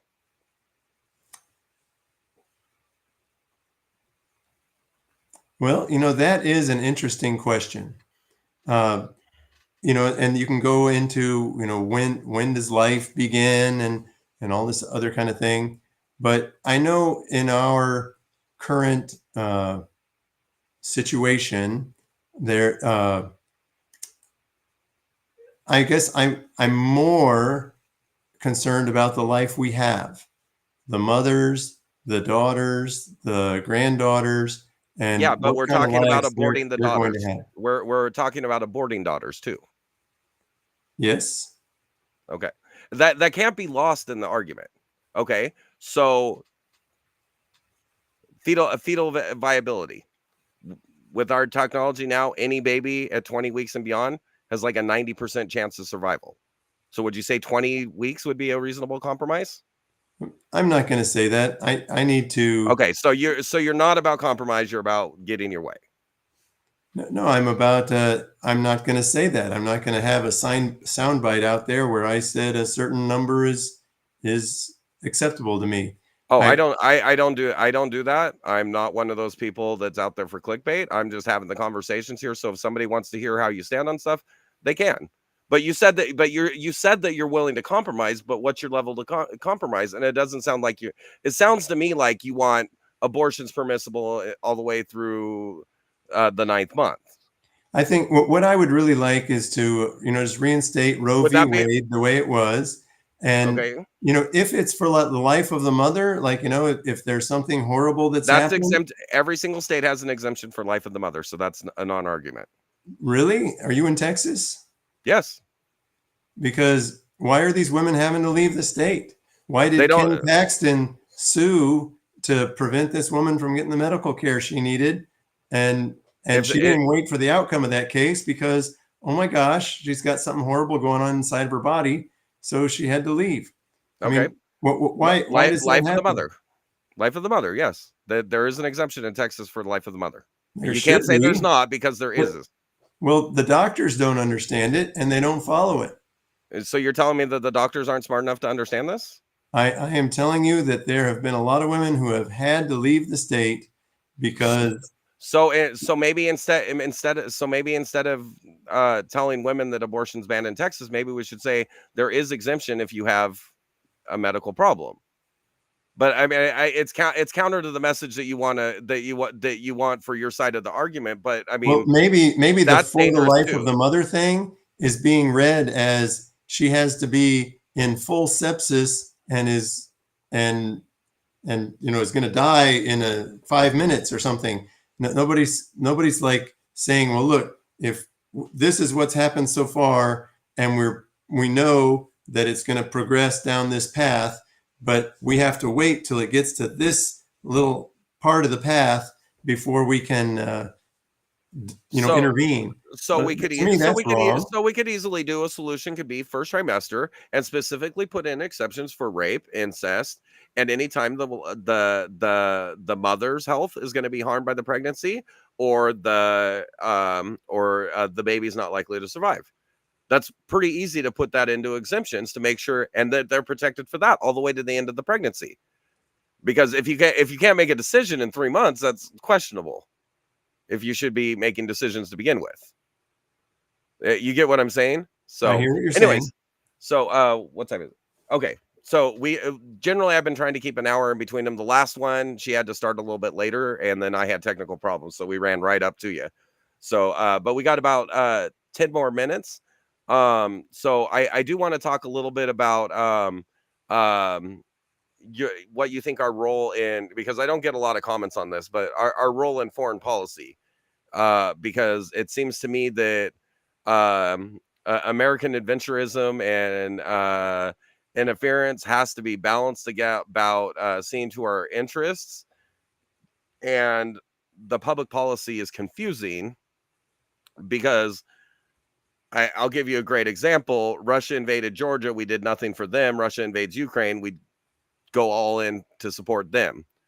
The second time. Yeah.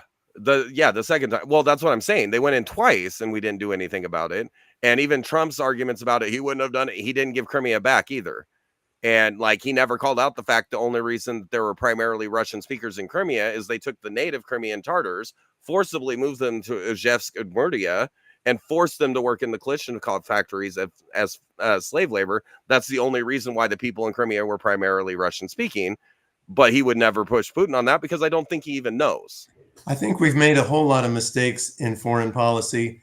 Back when I was in college, I went to college with a lot of Iranian students that Mhm. were in my university just studying. And then all of a sudden they were gone because the Shah of Iran was overthrown by the people, I suppose, by the current people in power, the Ayatollahs, etc. Or the Ayatollahs emerged as having the power after that. Yeah, the three theocratic revolution where they installed a radical Islamist regime. And so clearly, we made mistakes in the past trying to support uh, an authoritarian regime that the people rejected, and we ended up with a worse situation. So there's times, like that, and many other times where maybe we haven't made the best choices. I like what's been happening lately. It seems like we're trying to do our best to work with people. I think it was George Bush that when we were sending a lot of aid to people that were having trouble with earthquakes and tsunamis or whatever, and we were sending them aid, we put on every single box, from your friends in America or something like that. And people realize that American help is valuable and they are helping and it's helping us, and let's be friends with them. And so that was a very good thing. And we've had a lot of trade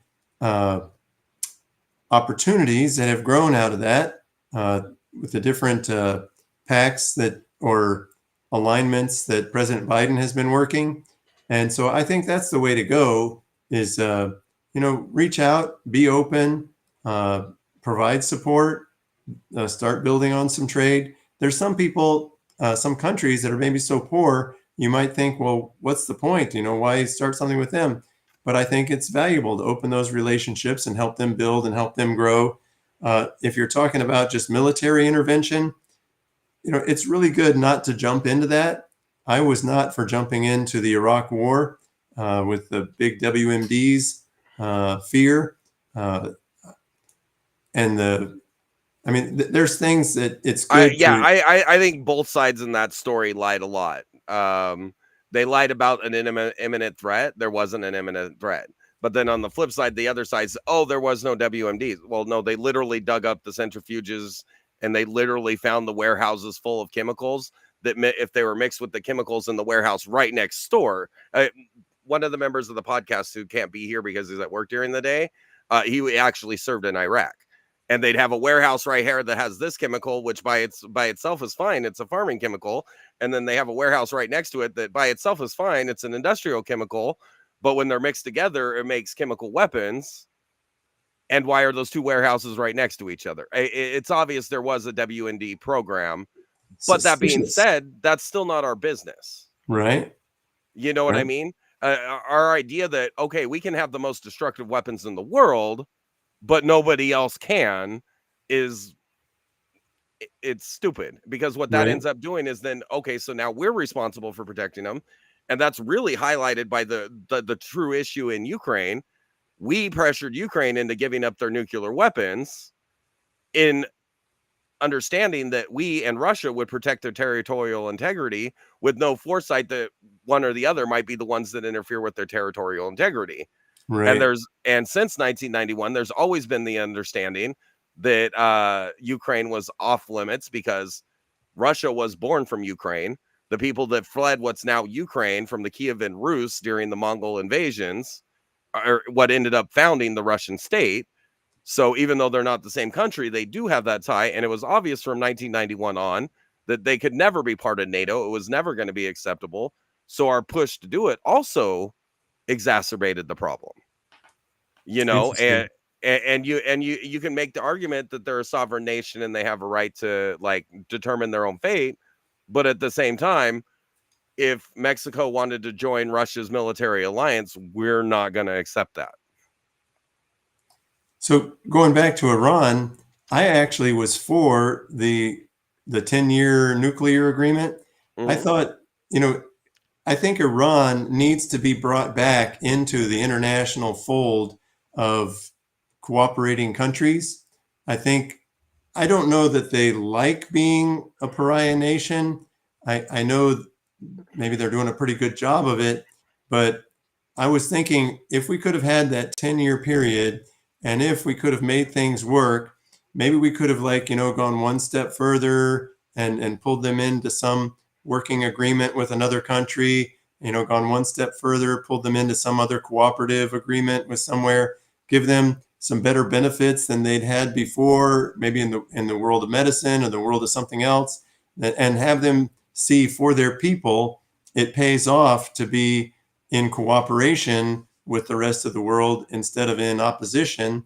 And maybe they could have been pulled in to be an important contributor to the world. That was my thought. And then when we pulled out of it abruptly, and one of the reasons we pulled out of it, I understood, was we didn't get enough out of the agreement.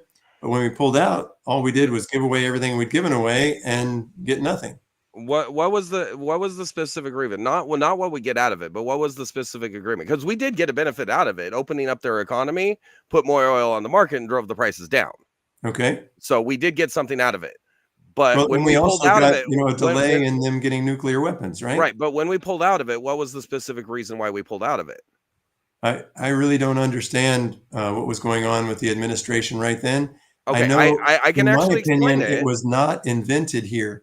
It was because this was put in place by the Obama administration, I want to, not me, the next administration wanted to oppose it.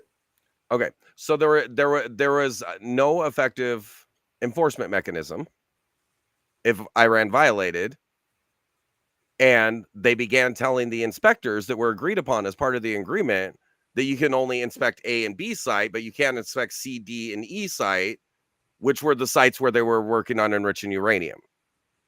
I think we would have worked through that. I do understand what you're saying, and I believe that was the case. Yeah, but I think we could have worked through that. So wouldn't it be a better policy just not to make deals with dictators? Say it again. Wouldn't it be a better policy to just not make deals with dictators to begin with?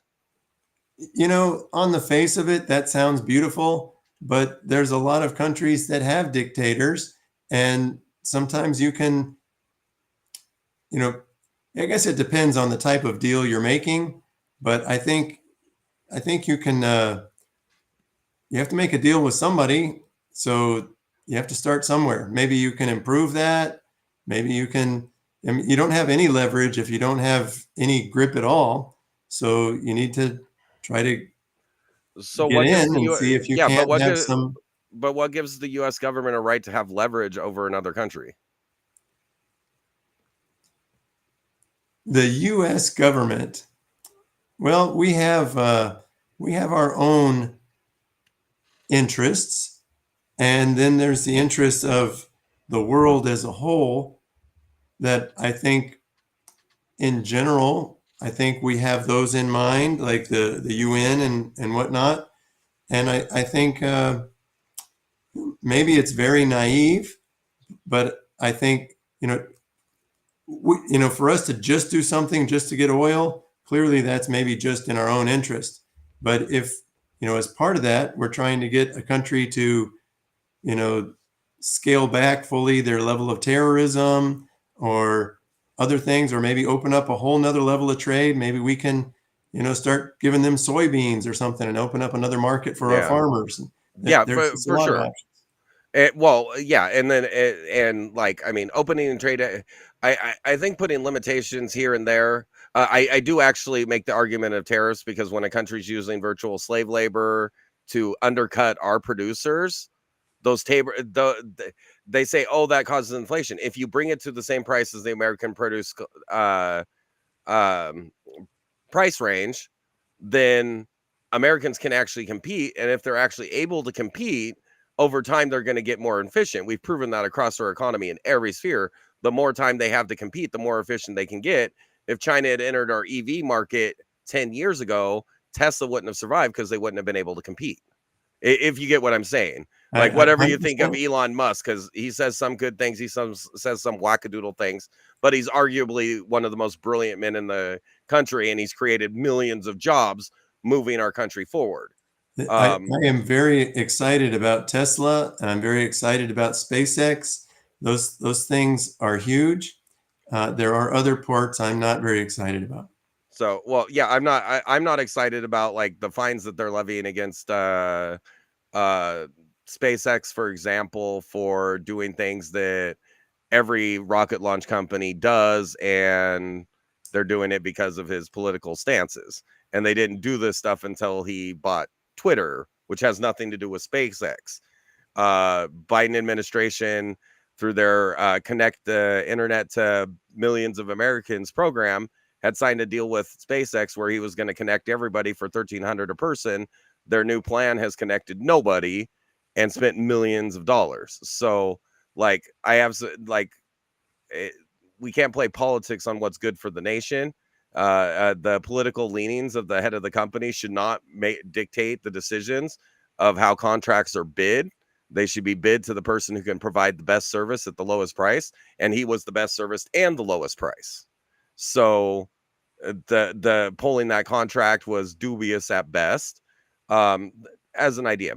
So I'm uninformed on all of that, so yeah. that's So I'll nod my head. That sounds interesting. Yeah. Yeah, I mean, take a look at it when you have time. Obviously, you're going to be on a full court hustle going to the election, but if you are elected, we disagree on some points, and that's okay. I mean, we're all allowed to have our own opinions, but I think the one thing that people watching this or people that see it later should be able to take from our conversation is that you are willing to think through, listen.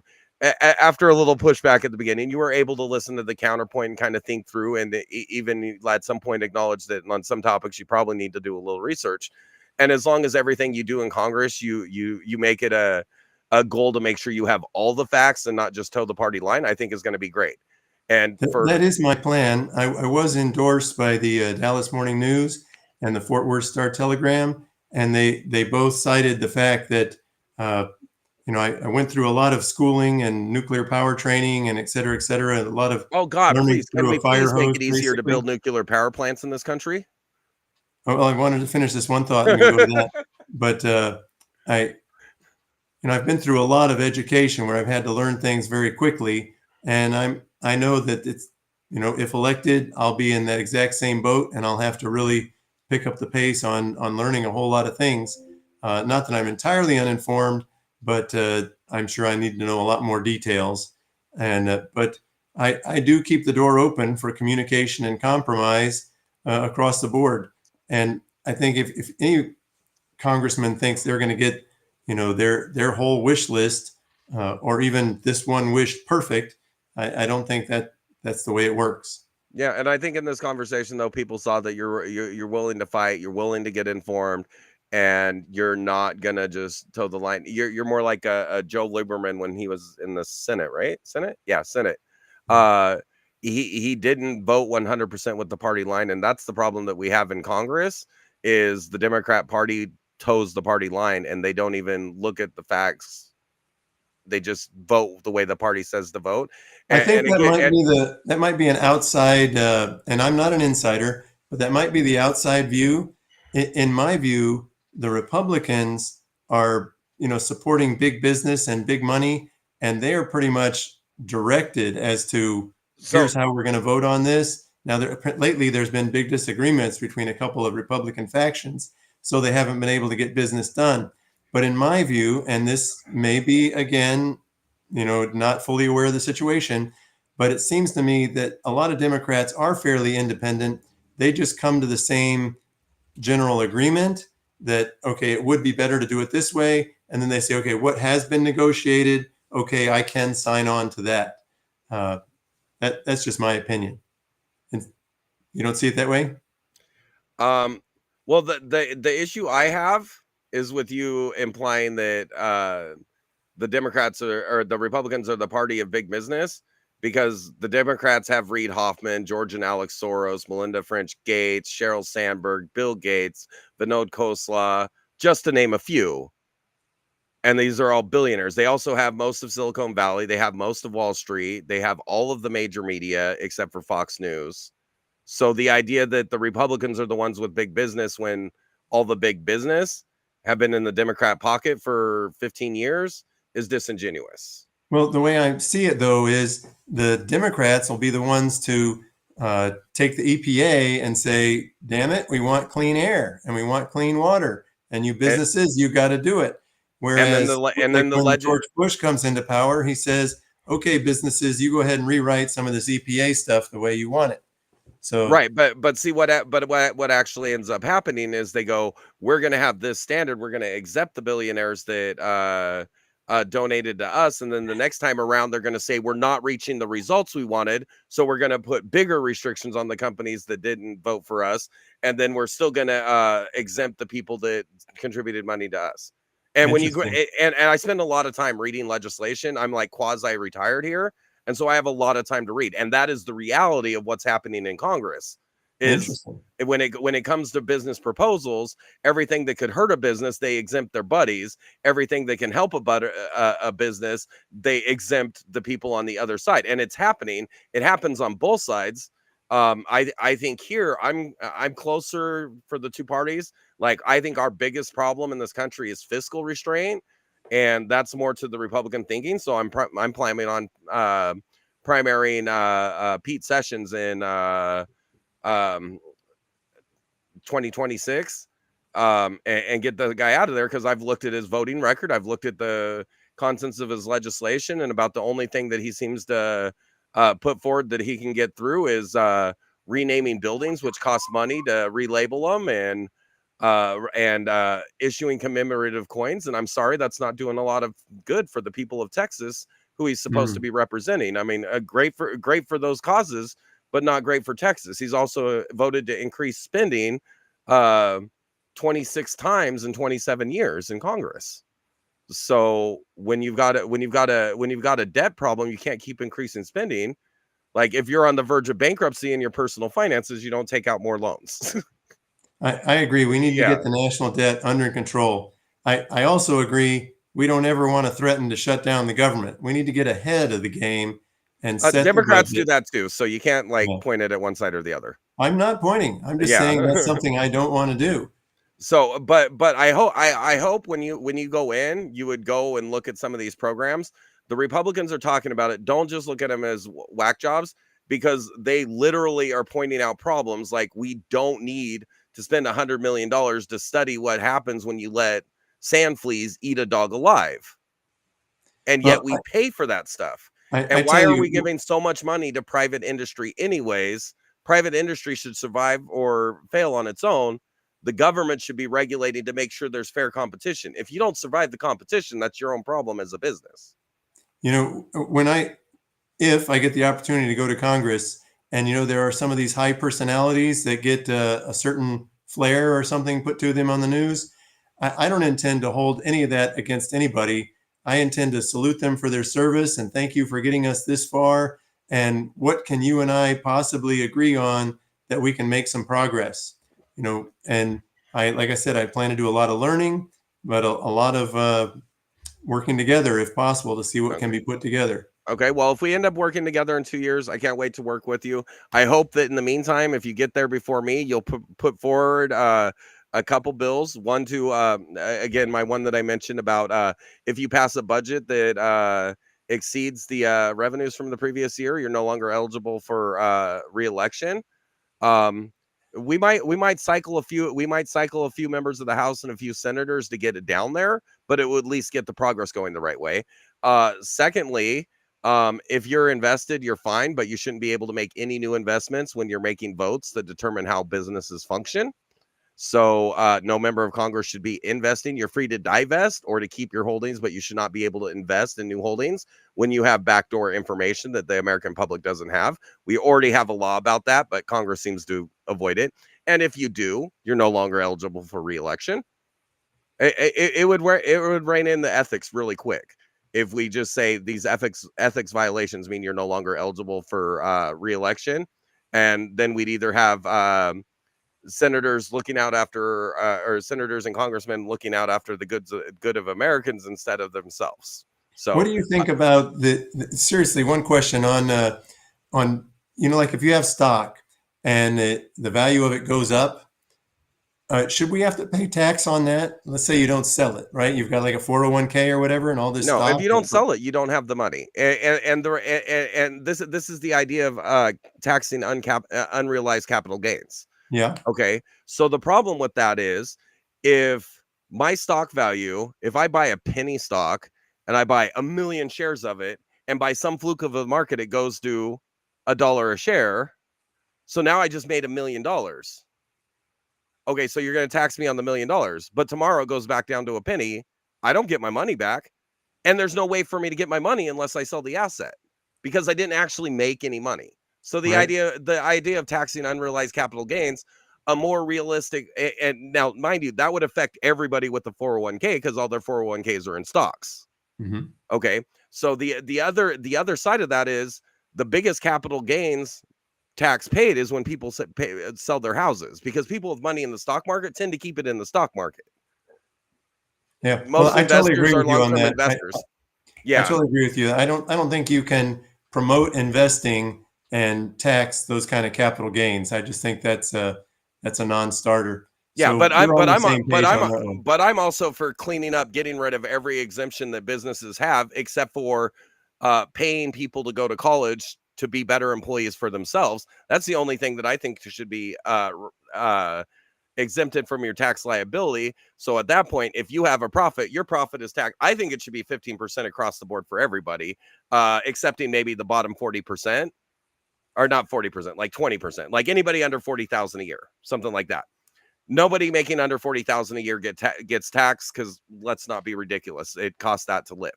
Okay. So, but at the same time, if you make under 40,000 a year, you're not getting an income tax refund check because you didn't pay income tax. Okay. Now on the flip side, everybody else should have to pay 15%. If a company wants to pay less taxes, the only way they have of doing that is by investing, building new buildings and building new equipment, which they're going to have to pay people to do. And those people are going to pay taxes, or by hiring more people, and those people are going to pay taxes. So the only way to get out of it is to spend all your money, which drives the economy. You get what I'm saying? That Yes. should be the only exception. And at that point, it's obviously accepted because they're not turning a profit. So it's obvious. I also don't believe in the carryovers of the losses for years and years and years. There's got to be a cap to that. Because if you're a business, well, okay, it's great if I lose $10 million for the next 10 years, because eventually that $100 million, I'll be able to write it off on my taxes. Well, maybe you should have been more responsible when you were starting your business. So maybe cap the write-off of losses to extending it for 5 years, if you see what I'm saying. Yeah. So then that frees a lot of the liability. It closes all the loopholes that these companies are using to manipulate congressmen into voting the way they want. And it would ultimately drive massive expansion in the private sector, because the number one incentive that people have, or the companies have, to avoid a tax liability is to grow their business so they make more money. And like if you carry that out, so like if you have a company with 200 billion or 100 billion in profit, right? They reinvest $100 billion, but pay no taxes. Okay, well that's fine, because now the next year their company is going to make $200 billion in revenue, and they're going to pay 15% on that. So instead of paying 15% on the first 100 billion, they're now paying 15% on the same amount of money they would have paid over 2 years. You get what I'm saying? Now that's exacerbated. The investment would likely have like 5 to 10 years to recoup, but eventually it's going to yield higher earnings. It's going to be taxed at the same rate. So eventually you recoup that, but you encourage the businesses to invest, which employs more people, which drives the economy, which drives wages up as people have to compete. And then when we have this thriving economy that's starving for labor, we can massively expand our legal immigration to get people in the country that can do the job, because we have tons of jobs. Because at some point, everything on the bottom sphere, then the unskilled laborers that, yes, we want them to be able to have a better life. They can come into the country. They can take those lower skilled jobs with work authorization. And then those companies can train them to do the higher paying jobs. And we just continue the cycle. And then we always have jobs for Americans. We always have jobs for immigration. And if our economy can grow at a point that we can keep bringing people in that want to go through a legal process so they can assimilate into society, it's a boon for everybody. That's my thoughts. Interesting. So there's other ways to do it other than the government like grabbing bags of cash. And my biggest concern is the government is so inefficient. The idea that government can do anything better than people, or that the government knows how to spend people's money better than they do, is insulting and disingenuous. It is tough with the government to manage certain things. The military lost $1 trillion out of their $8 trillion that they got in a 10-year period. So that proves how bad government is at keeping track of things. Yeah. They lost it. We don't know where it went. So anyway, well, I thank you for joining me. I hope you see that my pushback wasn't an intent to be getting an aha moment. It was to inspire true, lively conversation. And some of the stuff is going to be a little bit more racy than others. But I think the point is to have the conversations. And like, I didn't let you get away because that's kind of what happens. And that's the problem in our country is we just go, oh, well, this isn't worth my time to have the conversation. Absolutely, it's worth the time to have the conversation. It's always worth the time to have the conversation. And the problem in this country right now is the conversations aren't happening. Right. Now, there need to be a lot of conversations. Communication and compromise is the only way we go forward. So just don't forget when you get in there. I'll just point out, compromise means you have to give some too. I'm with you on that. Okay. Absolutely. I get that you don't want to delineate a line, but like on the topic where we're discussing that, you've got to come up with a line because otherwise you're not compromising. Well, if I make that my line, then I have to compromise from there. Oh, no, you don't. You can make a line and say, I'll compromise up to this point, but there has to be some compromise. You know what I mean? Yes. So anyways, absolutely. Thank you so much for joining us in the live section on my YouTube. You guys, there's going to be I'm going to be putting up another copy of this that will have a QR code in the image where you can go straight to it. But you can go to youtube.com/OTRRVL, watch the whole interview back. It'll be in the live section. And you know where that link is, so you can find it if you want to share the link on your sites. I do appreciate you taking the time for a smaller podcast like me, but I will tell you, I am getting thousands of views off of these interviews, so it's great. Sure. So, yeah, because we're currently live on X, Twitch, YouTube, Rumble, Facebook, D Live, Trovo, Nemo TV. We're live a lot of places, and then I'm going to be uploading later to Spotify, which puts it everywhere that podcasts are heard on podcasting sites as well, including Amazon and Apple. So I appreciate you taking the time with me, Ernest. Thank you so much. Good luck. Good luck. Yeah. Good luck on your race. All right. Thank you for the invite. And sounds like you've got a real operation going. So congratulations. Well, working on it. Thank you very much. Take care. All right, revelers. Well, I hope you guys found the interviews interesting. We had to do 2 back-to-back because we just had 2 that had to be scheduled next to each other. So I really do appreciate you guys watching the show.